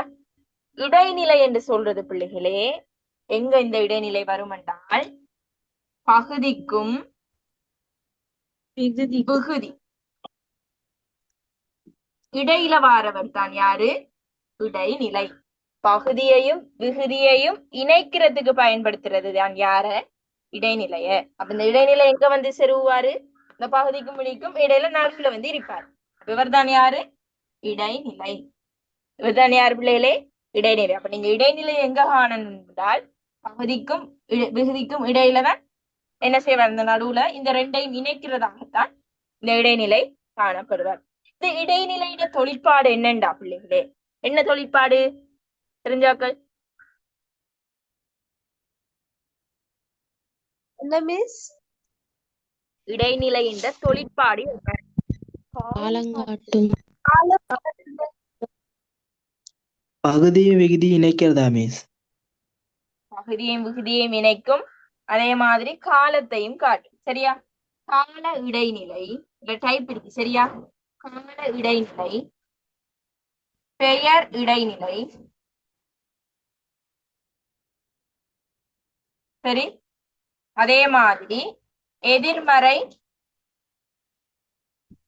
இடைநிலை. சரியா? 3 டைப் இருக்கு. சரியா? 3 டைப்பும் முக்கியம். கால இடைநிலை இருக்கிறாரல்ல, இந்த கால இடைநிலை தான் வந்து உங்களுக்கு காலம் காட்டுவார். என்ன காலம்? ஃபியூச்சரா, பிரசண்டா, இல்லாட்டி பாஸ்டாண்டு. இந்த கால இடைநிலை தான் என்ன செய்வாரு? உங்களுக்கு காலத்தை காட்டுவாரு. இந்த ஏனைய 2 இடைநிலைகளும் வந்து என்ன செய்ய மாட்டாங்க? உங்களுக்கு காலத்தை காட்ட மாட்டாங்க. காலத்தை என்ன செய்ய மாட்டாங்க? காட்ட மாட்டாங்க. அப்ப கால இடைநிலைகள் வந்து 3 காலத்தையும் காட்டுற மாதிரி இருக்கும். சரி, அப்ப இதை நோட் பண்ணி வச்சுக்கோங்க. கால இடைநிலை தான் வந்து காலத்தை உணர்த்தும். இப்ப முதலாவது கால இடைநிலையை பார்ப்போம். சரி, நான் ஃபர்ஸ்ட் ஆஃப் ஆல் ரெண்டையும் சொல்லுவோம். பகுதி விகுதியை சொல்லுவோம். பகுதி என்ன?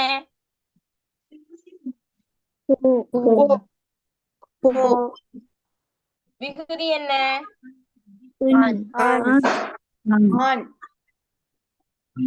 ஓகே, பகுதி ஓகே, விகுதி ஓகே. ஆனண்டா இதுல இன்சாக ஆயிருக்கு. சரியா? அப்படிதான் நாண்டு வந்திருக்கு. இத வச்சு பிரிச்சு பாருங்க.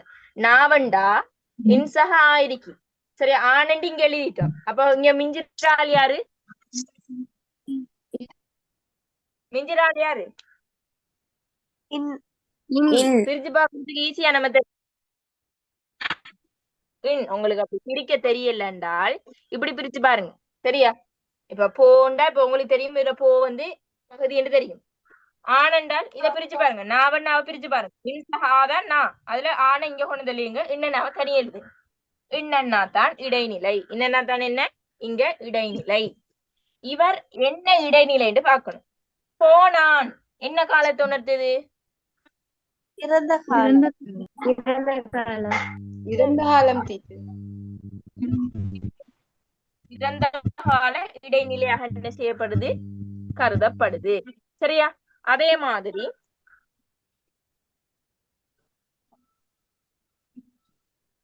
போகின்றான் இது என்ன காலத்துல இருக்கி? சரியா? உங்களுக்கு தெரியும் இந்த போ வந்து இது இதுல ஆண் வந்து விகுதியாக வரும். அப்ப இதுல என்ன இருக்கி?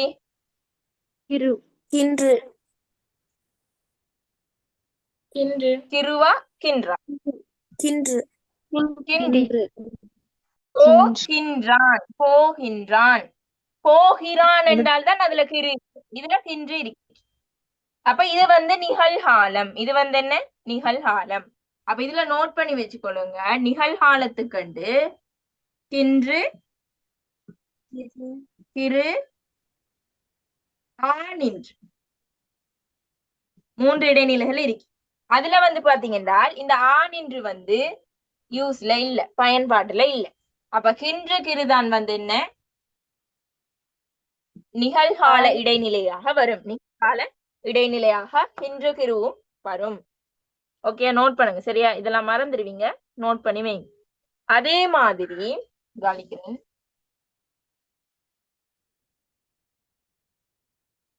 இது நிகழ்காலத்துக்குரியது. அதே மாதிரி இறந்த காலம். இறந்த காலத்துக்கு பிள்ளைகளே என்னென்ன எழுத்துக்கள் வரும் என்றால் என்னென்ன எழுத்துக்கள் வரும்? இறந்த காலம்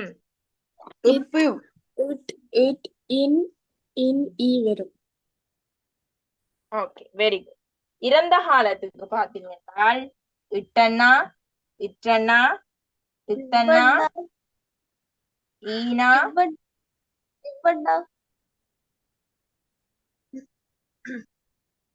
இந்த எழுத்துக்கள் அவளம்தான் இறந்த காலம். சரியா? இவன்னா என்னட்டு வரும்? எதிர்காலத்துக்கு. எதிர்காலத்துக்குள்ள தான் இப்பண்ணாவும் இவ்வண்ணாவும் வரும். நோட் பண்ணி வச்சுக்கோ. உண்டான் இட்டனால ஒரு உதாரணம் நோட் பண்ணுங்க. உண்டான் அதுல இட்டனா வருது. சரியா? படித்தான். சரியா? போனான். சரி, அந்த மாதிரி இந்த இவளம் வந்து இறந்த காலத்துக்குள்ள வரும். அதே மாதிரி செய்வான் இவ்வண்ணா, படிப்பான் இப்பண்ணா. பிரிச்சு காட்டுறேன். எதிர்காலம் செய்வான். செய் வந்து படிச்சோம். ஆண் வந்து விகுதி. அப்ப இவ்வண்ணா தான் இங்க இருக்கு. சரியா? அப்ப இது வந்து எதிர்கால இடைநிலை, இறந்த கால இடைநிலை, நிகழ்கால இடைநிலை. இது மூன்றும் காலத்தை காட்டுற மாதிரி நீங்க அதை பிரிச்செழுதினீங்கன்னா சரி. இதுல எதுவும் டவுட் இருக்கா?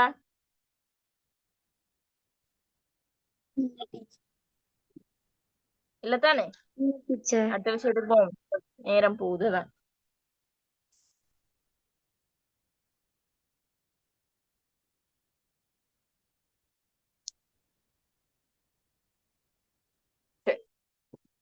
அடுத்தது பெயர் இடைநிலை. பெயர் இடைநிலை. பெயர் இடைநிலை என்று சொல்றதுமா ஒரு பெயருக்கு ஒரு பெயரை இணைக்கிற மாதிரி வாரைத்தான் பெயர் இடைநிலை. சரியா? பெயர் இணைக்கிற மாதிரி வாரைத்தான் என்ன? பெயர் இடைநிலை. இது மோஸ்ட்லி நீங்க கண்டுபிடிக்கிறது என்ன? சிம்பிளா இருக்கும். இப்ப பாருங்க, அறிஞன். அறிஞன். சரியா? அதே மாதிரி கலைஞன். சரி, அதே மாதிரி கவிஞன். சரி, இதுல பாத்தீங்க என்றால் அறிஞன் பகுபதமா பகாபதமா? ஃபர்ஸ்ட் ஆஃப் ஆல் அதை சொல்லுங்க.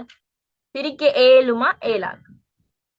பிரிக்க இயலும் மிஸ். பிரிக்க இயலும் டீச்சர். ஓகே, எப்படி பிரிப்பீங்க? அரிசக அரிசக அன் உங்களுக்கு தெரியும் அண்ணுங்கிறது உங்களுக்கு தெரியும், அது விகுதிக்குள்ள வரும். அதே மாதிரி அரியங்கிறது பகுதியாக வரும். இந்த இஞ்சன்னாதான் பிள்ளைகளே பெயர் இடைநிலை. இஞ்சன்னாதான் என்ன? பெயர் இடைநிலை. அதே மாதிரிதான் கலைஞன்ல இஞ்சன்னா, கவிஞன்ல இஞ்சன்னா. அப்ப இஞ்சன்னாவை ஞாபகம் வச்சுக்கொள்ளுங்க. பெயர் இடைநிலையாக வாரென்றால் இஞ்சன்னா தான் வரும். பெயர் இடைநிலையாக வாரென்றால் என்ன வரும்? இஞ்சன்னா வரும். ஓகேவா? சிம்பிள், சின்ன மெத்தட் தான் இது. இதுல பெரிய ஒரு விஷயமும் இல்ல. ஓகே தானே இது? மட்டும்தானா டீச்சர்? ஓ, இஞ்சன்னா மட்டும்தான். டீச்சர் அப்ப இச்சன்னா வராதா? இச்சனா வராது, இஞ்சனா மட்டும்தான். இச்சனா என்னதுக்கு வருது?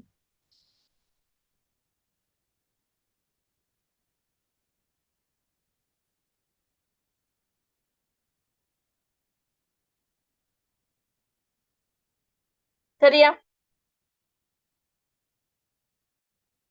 சரி, இப்ப அந்த பிள்ளை கேட்டதால சொல்றேன். இன்னொரு உதாரணம் சொல்றேன். பொருணர். இதை எப்படி பிரிப்பீங்க?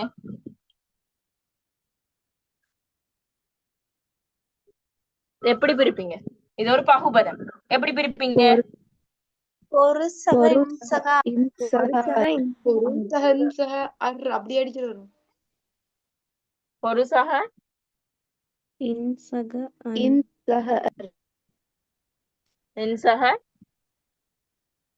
அர். எப்படியா பிரிப்பீங்க? இதை இடைநிலை எடுத்து பிரிப்பீங்களா? நோ. இது இப்படி பிரிக்கிறீங்க. எப்படி தெரியுமா வரும்? ஒரு சக நர் தான் வரும். அதே மாதிரிதான் பெருநர், பெருசக நர். சரியா? அதே மாதிரிதான் ஓட்டுநர், ஓட்டு சக நர். இதெல்லாம் சில விதிகள் இருக்கி, இந்த சில சொற்கள் அப்படியே தான் வரும். இதை நாம இந்த நாவை இடைநிலையை எடுத்து பயன்படுத்துறே இல்ல. இது இப்படித்தானே வரும். பொருணர், நர் என்கிற விகுதி சேர்ந்து வரும். சரியா? விளங்குதா? இது நார்மலா சொன்னேன். இதுவும் உங்களுக்கு எக்ஸாமுக்கு வாரேதான். இது பிரிக்கும் போது மாற்றம் இல்லாம இப்படிதான் பிரிச்சா அப்படிதான் வரும். உங்களுக்கு சம்டைம் கேட்டு வரலாம், பொருணர் என்பதை பிரித்து காட்டுக. 8ஆம் வினாக்கு சம்டைம் கேட்டு வரலாம். இல்லாட்டி பெருநருங்கிறத ஓட்டுநருங்கிறத பிரிச்சு காட்டுங்க என்று வரலாம். அப்ப இப்படித்தான் வரும். சரியா?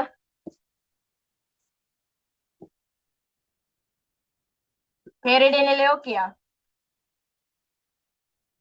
Okay teacher. ஓகே, சரி. அடுத்தது எதிர்மறை. எதிர்மறை இடைநிலை. சரியா? எதிர்மறை இடைநிலை என்றால், இப்ப எதிர்மறை என்றால் ஒரு விஷயத்துக்கு எதிர்மறையா தெரிவிக்கிறேன், அதான் எதிர்மறை இடைநிலை. சரிதானே? அதான் இதே மாதிரி தான் எதிர்மறை இடைநிலையும் வரும். இது காலத்தை காட்டாது, செய்யாது. ஆவண்ணாவும் மாட்டும் வரும். ஆவண்ணாவும் மாட் என்கிறது தான் என்ன? எதிர்மறை இடைநிலையாக வரும். செய்யாது பாருங்க, செய்யாது. இதுல என்ன பகுதி? என்ன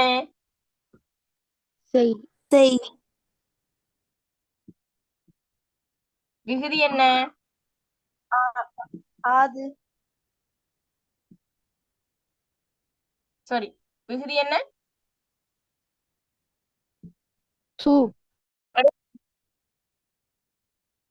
பகுதி செய். இங்க ஆது இருக்கு, ஈசகா. இங்க தூ இருக்கு. என்ன வரும்? இது ஆ. ஆச்சு.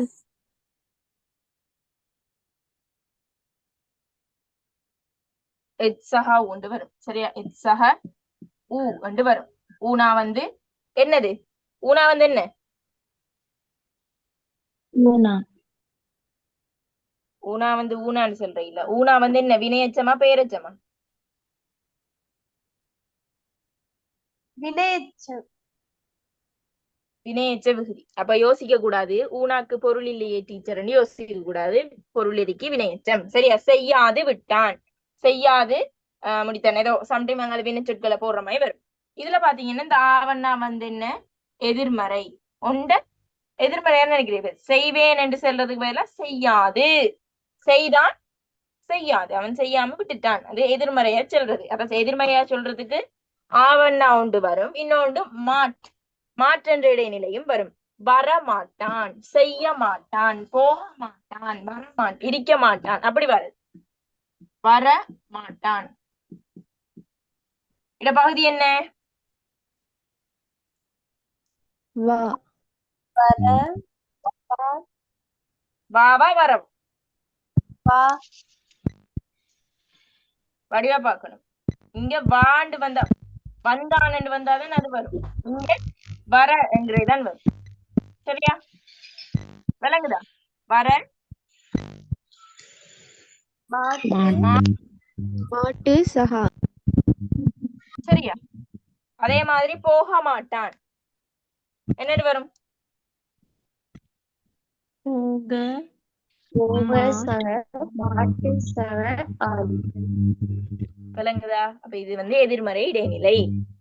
விளங்குதா பிள்ளைல? அப்ப இதை ஞாபகம் வச்சுக்கோங்க. ஆவண்ணாவும் மாட்டும் வந்தா அது எதிர்மறை இடைநிலை. இப்படி பிரிச்சு பார்த்தா கண்டுபிடிக்க தெரிந்தால் ஓகே, உங்களுக்கு மார்க்ஸ் வரும். கிளியரா? ஓம் டீச்சர். ஓம் டீச்சர் கிளியர். எதுவும் டவுட் இருக்கா? இல்லை. ஓகே, இன்னும் ஒரு 2 விஷயம் தான் இருக்கு. இன்னும் 3 விஷயம் இருக்குன்னு நினைக்கிறேன். சரியா? எதிர்நிலை சாரி. வரும். என்னது?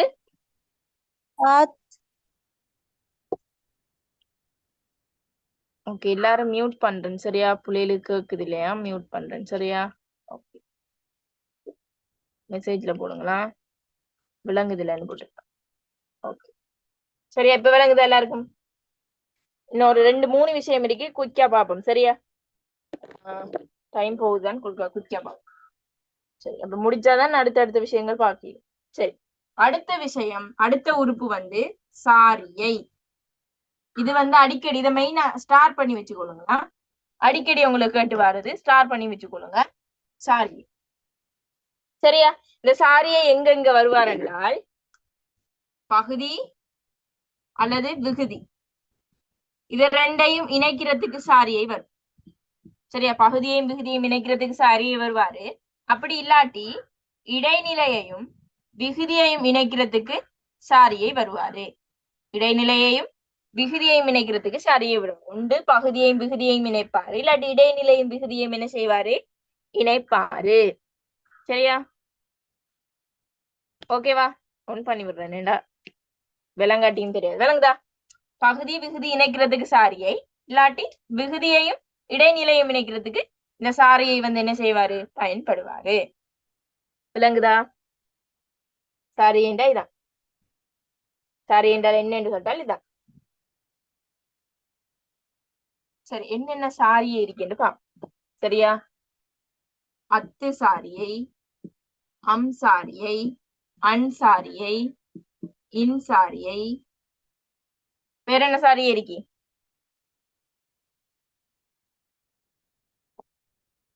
பேசுங்க பிள்ளைகளே, மைக் ஆன் பண்ணி தான் வச்சுக்கிறேன். அற்று சாரியை. சரியா? பேசே எழுதா எல்லாருக்கும்? மைக் ஆன் பண்ணது எழுதா?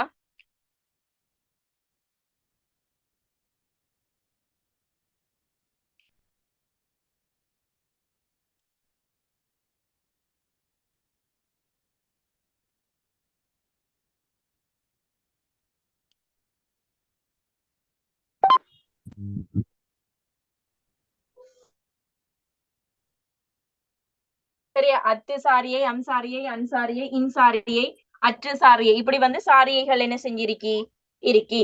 சரியா? இதையும் நீங்க வந்து கொஞ்சம் பிரிச்சு பார்க்கணும். சரியா? பிரிச்சு பார்த்துதான் என்னென்னத்துக்கு என்னென்ன சாரியை வருதுன்னு பார்க்கணும். சரியா? இருக்கா பாப்போம். மரம் சக ஐ என்னண்டு வரும்?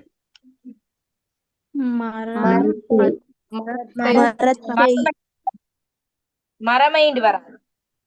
இதுல வந்து அத்துங்கிற சாரி என்ன செய்யும்? மரம் சக அத்து சக மரத்தை மரத்தை என்று என்ன செய்யும்? வரும். அப்ப இது வாரத்துக்கெண்டும் ஒரு விதி என்று இருக்கு. மகர ஈற்று பெயர்கள் வந்து வேற்றுமை உருவு ஏற்றால் அத்து சாரியை என்ன செய்யும்? தோன்றும். அப்ப இப்படி நோட் பண்ணி வச்சுக்கொள்ளுங்க உங்க நோட் புக்ல. மகர ஈறு மானாக்கு மேல இப்படி போட்டுட்டு மகர ஈற்று பெயர்கள், ஈற்று பெயர்ண்டா வந்துமா மகரத்துல கடைசியில முடியுது. சரியா? மகரத்துல கடைசியில முடியுது. மகர ஈற்று பெயர்கள் வந்து வேற்றுமை உருவு, இந்த ஐ ஆள் இன்கு அந்த மாதிரியான வேற்றுமை உருவுகள் ஏற்கும் போது அத்து சாரி என்ன செய்யும்? பெரும். அத்து சாரி என்ன செய்யும்? பெரும். சரியா? அப்ப மகரர்கள் எங்க சரி, அதே மாதிரி வேற சொல்றேன். இப்ப பணம்,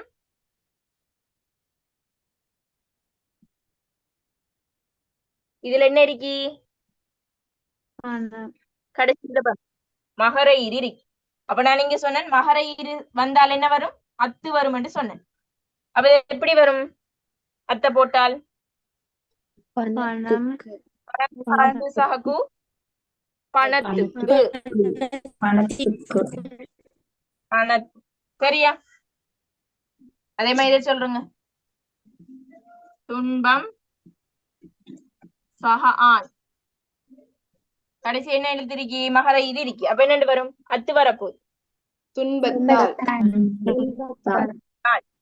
ஓகேவா? கிளியரா? பத்து சாரி எந்தெந்த இடங்கள்ல வரும் கிளியரா உங்களுக்கு? என்னமா?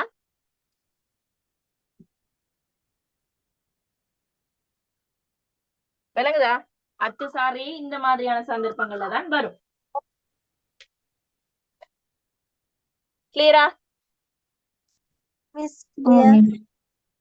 ஓகே. அடுத்தது அற்று சாரி. அடுத்தது அற்று சாரியை. விளங்கலையா? திரும்ப சொல்றேன். மகர ஈற்று பெயர்கள் வந்தால் பிள்ளைகளே, மகர ஈற்று பெயர்கள் வந்து வேற்றுமை உருவை ஏற்றால் அங்க வந்து அத்து சாரி என்ன செய்யும்? தோன்றும். சரியா? மரம், துன்பம், இன்பம் உண்டு. அது வந்து வேற்றுமை உருவை ஏற்கும் போது அங்க வந்து என்ன செய்யும்? அத்து சாரியை பெறும். மரத்துக்கு, பணத்துக்கு, பணத்தாள். சரியா? துன்பத்தாள், துன்பத்திற்கு அப்படின்னு அத்து சாரி என்ன செய்யும்? இடம் பெறும். அங்க அத்து சாரியை தோன்றும். அற்று சாரியை எங்கெங்க தோன்றும் என்றால் பெயர் சொற்கள், சில, பல, இந்த மாதிரியான பெயர் சொற்கள் வேற்றுமை உருவை ஏற்றும் போது அற்று சாரியை என்ன செய்யும்? தோன்றும். சில, சக, ஐ எப்படி வரும்? அற்று சாரியை பல, ஆள் என்னண்டு வரும்? பலவற்ற. என்னம்மா?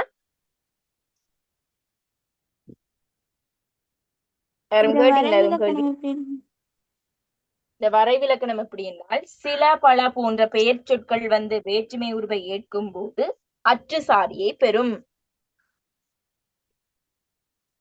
சரியா? சில, பல ஆகிய சொற்கள் வந்து வேற்றுமை உருவை ஏற்கும் போது அற்று சாரியை பெறும். ஓகே. அடுத்த விஷயம். சரியா? டக்குன்னு தான் போறேன். ஆனா சின்ன விஷயங்கிறதால டக்குன்னு போறேன். சரியா? ஓகே. அடுத்தது வந்து என்ன சாரியை என்றால் அம் சாரியை. அடுத்தது வந்து அம் சாரியை. சரியா? இந்த அம் சாரியை எங்கெங்க பயன்படுதுன்னு பாப்போம். கூட்டு பெயராக்கம்.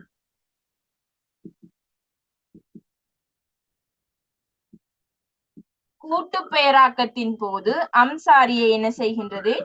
தோற்றம் பெறுகின்றது. என்ன கூட்டு பெயராக்கம்? ரெண்டு பேரை இணைக்கிறது. சரியா? ரெண்டு பேரை இணைக்கிறதுக்கு. இப்ப புலி, சக காய் என்னென்னு வரும்? புளிகாய் என்றா வரும். புளியங்காய் காய் என்ன வரும்?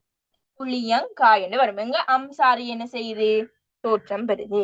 அதே மாதிரி மாதுளம்பழம். Very good. கிழங்கு உங்களுக்கு 2025 வந்து மாதுளை சக பழம் என்னென்று வரும்? பனை சக கிழங்கு என்னென்று வரும்? பனை கிழங்குண்டா வரும். பனங்கிழங்கு. மிஸ் மாதுளை பனங்கிழங்கு சக அவன அம்மா எப்படி மிஸ் வரும்? பனங்கிழங்குண்டால் பனங்கிழங்கு பனங்கிழங்கு இப்படி வரும். இத அடிச்சொல்ல பாத்தீங்க என்றால் பனை என்று வரும். சரி, அடிச்சொல் பனங்குன்னு வரும். இதுல கிழங்கு வந்து அங்கால வரும். இதுல நங் ரெண்டு இருக்கு பாருங்க. பணம் நம் நம்மளதான் அம்முங்கிற விதி இருக்கு. சரியா? பனை சக அம்சக கிழங்கு பனங்கிழங்கு. சரியா? அது மாதிரி புளி சக அம்சக காய் புளியம் காய். மாதுளை சக அம்சக பழம் மாதுளம் பழம். மாதுளை பழம் என்றா சொல்லுவோம் மாதுளம் பழம். நம்மளோட பேச்சு வழக்குலயே எப்படி இருக்குதானே? மாதுளம்பழம் மாதுளம்பழம் சாப்பிட்டீங்களா? மாதுளம்பழம் வாங்குவோம். மாதுளை பழம் வாங்குவோம்னு சொல்லுவோமா? இல்ல தானே?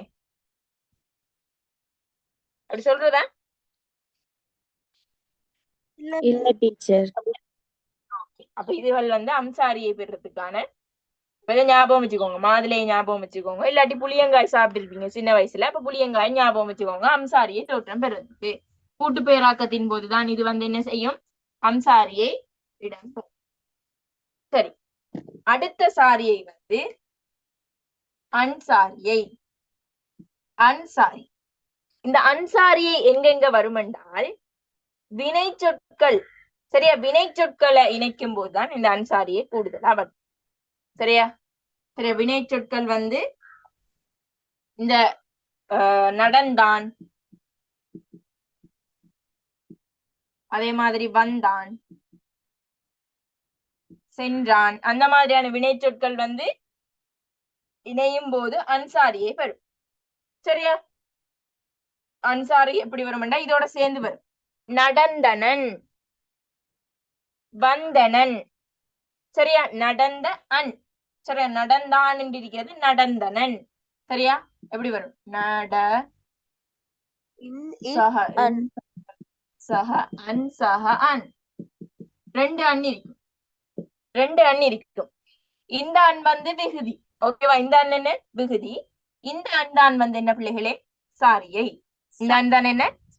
நடந்தனன். அதே மாதிரி வந்தனன். சரியா? வந்தனன் அப்படியான வரும். சரியா? சென்றனன். சரியா? நின்றனன்.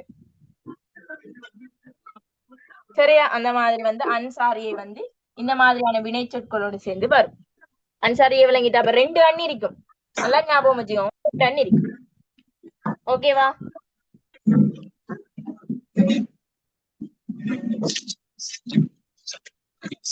மாசக பழம் எப்படி வரும்? Okay, very good. மா சக பழம்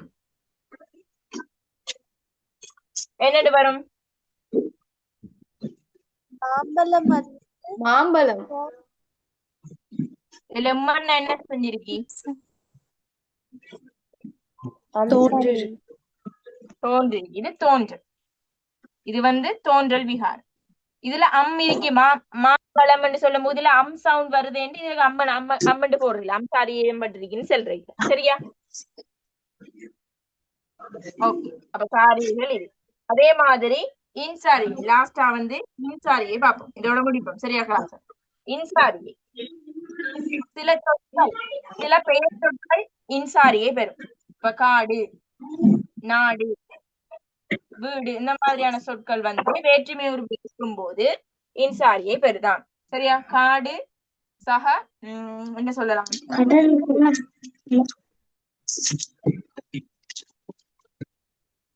எப்படி வரும்? காடு மரம். காட்டிற்கு.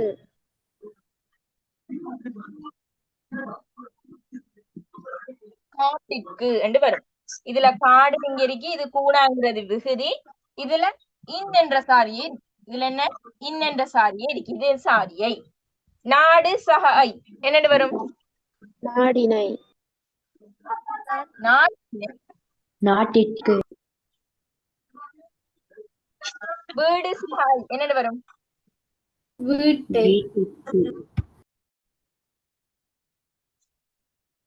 என்னன்னு வரும்? வீட்டிற்கு. சாரி, நாடு சக ஐ நாட்டினை, வீடு சக ஐ வீட்டினை. சாரியை பற்றி சொல். வீட்டினை மிஸ். வீடு சக இன் சக ஐ, இன் போடணுமா இதுக்குள்ள? சரியா, இன் போட்டுதான் பிரிச்சு சொல்லணும். இன் ஏற்கணும். வீடு சக இன் சக ஐ வீட்டினை, நாடு சக இன் சக ஐ நாட்டினை, காடு சக இன் சக கு காட்டுக்கு. அப்ப இன்னங்கிறது என்ன? இந்த மாதிரியான இடங்கள்ல என்ன செய்யுது? சாரியையாக வருகின்றது. விளங்குதா? சாரியை விளங்கு. உங்களுக்கு எப்படி தெரியுமா? வெயிட் எல்லாரும் மைக்க மியூட் பண்ணுங்க, சொல்றேன். சரியா, இதுல எப்படி தெரியுமா உங்களுக்கு கேள்வி வரும்? பின்வருவனற்றுள் இன்சாரியை பெற்று புணர்ந்த சொல், அன்சாரியை பெற்று புணர்ந்த சொல், அப்படிதான் சிலதுகளை குறிச்சு குறிச்சு கேட்பாங்க. அதுக்கு நீங்க பிரிச்சு பார்த்து அதுல இன் வருதா அன் வருதான்னு என்ன செய்யணும்? கண்டுபிடிக்கணும். பாடு சக இன் சக கு என்னண்டு வரும்? பாட்டிற்கு. இதுல இன்சாரியை பயன்படுத்தப்பட்டிருக்கி. சரியா, விளங்குதா? எல்லாருக்கும் கிளியரா?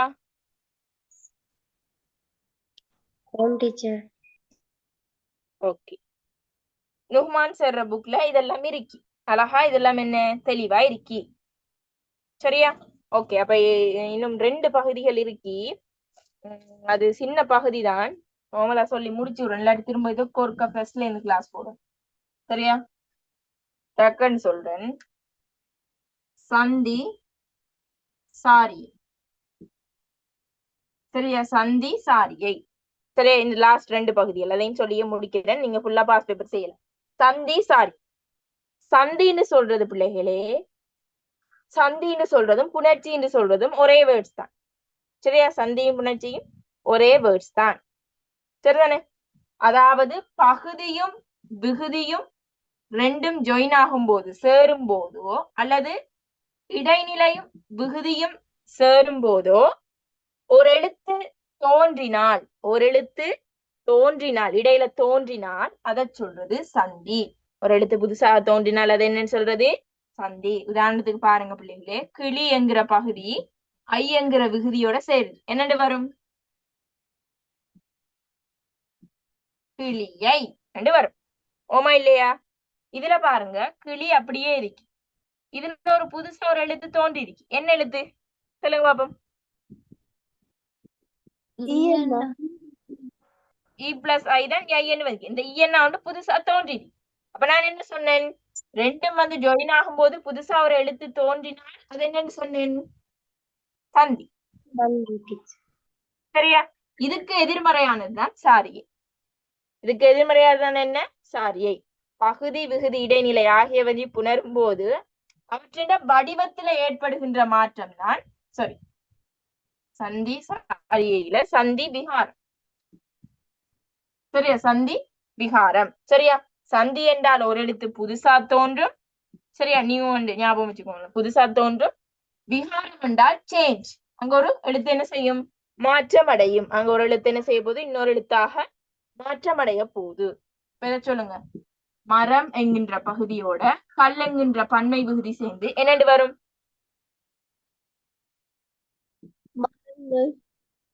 மரங்கள்.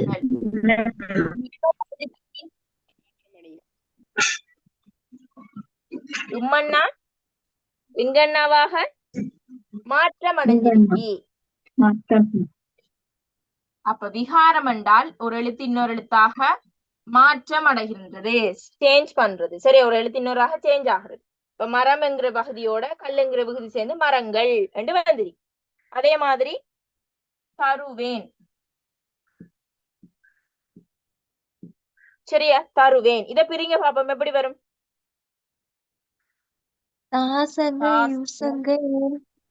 சகேன். ஏன் சரியா?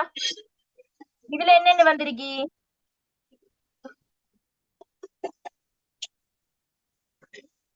வண்டி இருக்கி. அப்ப இதுவும் விஹாரம் தானே? ஓமா இல்லையா? சந்தி நல்லா நோட் பண்ணி வச்சுக்கொள்ளுங்க. சந்தி என்றால் ஒரு எழுத்து இப்படி புதுசா தோன்றும். விகாரம் என்றால் ஒரு எழுத்து இன்னொரு எழுத்தாக என்ன செய்யும்? மாற்றம் அடையும். ஒரு எழுத்து இன்னொரு எழுத்தாக மாற்றம் அடையும். இவ்வளவுதான் பதவியல். கிளியரா?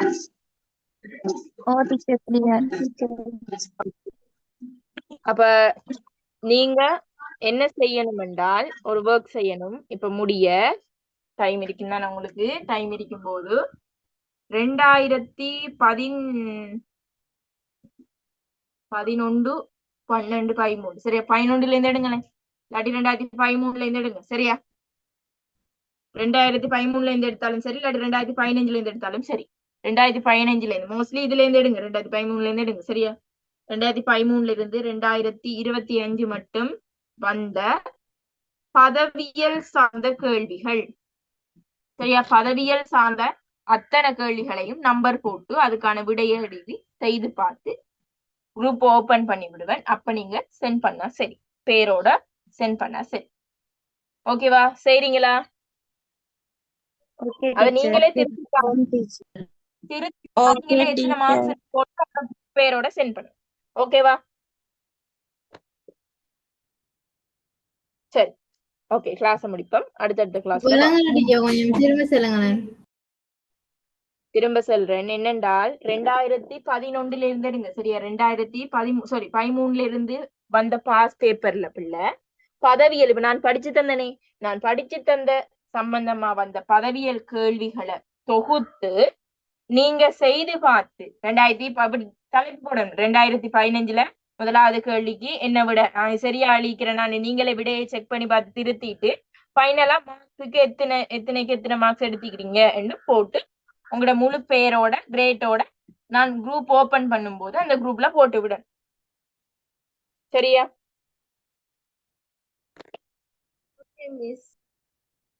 ஓகே.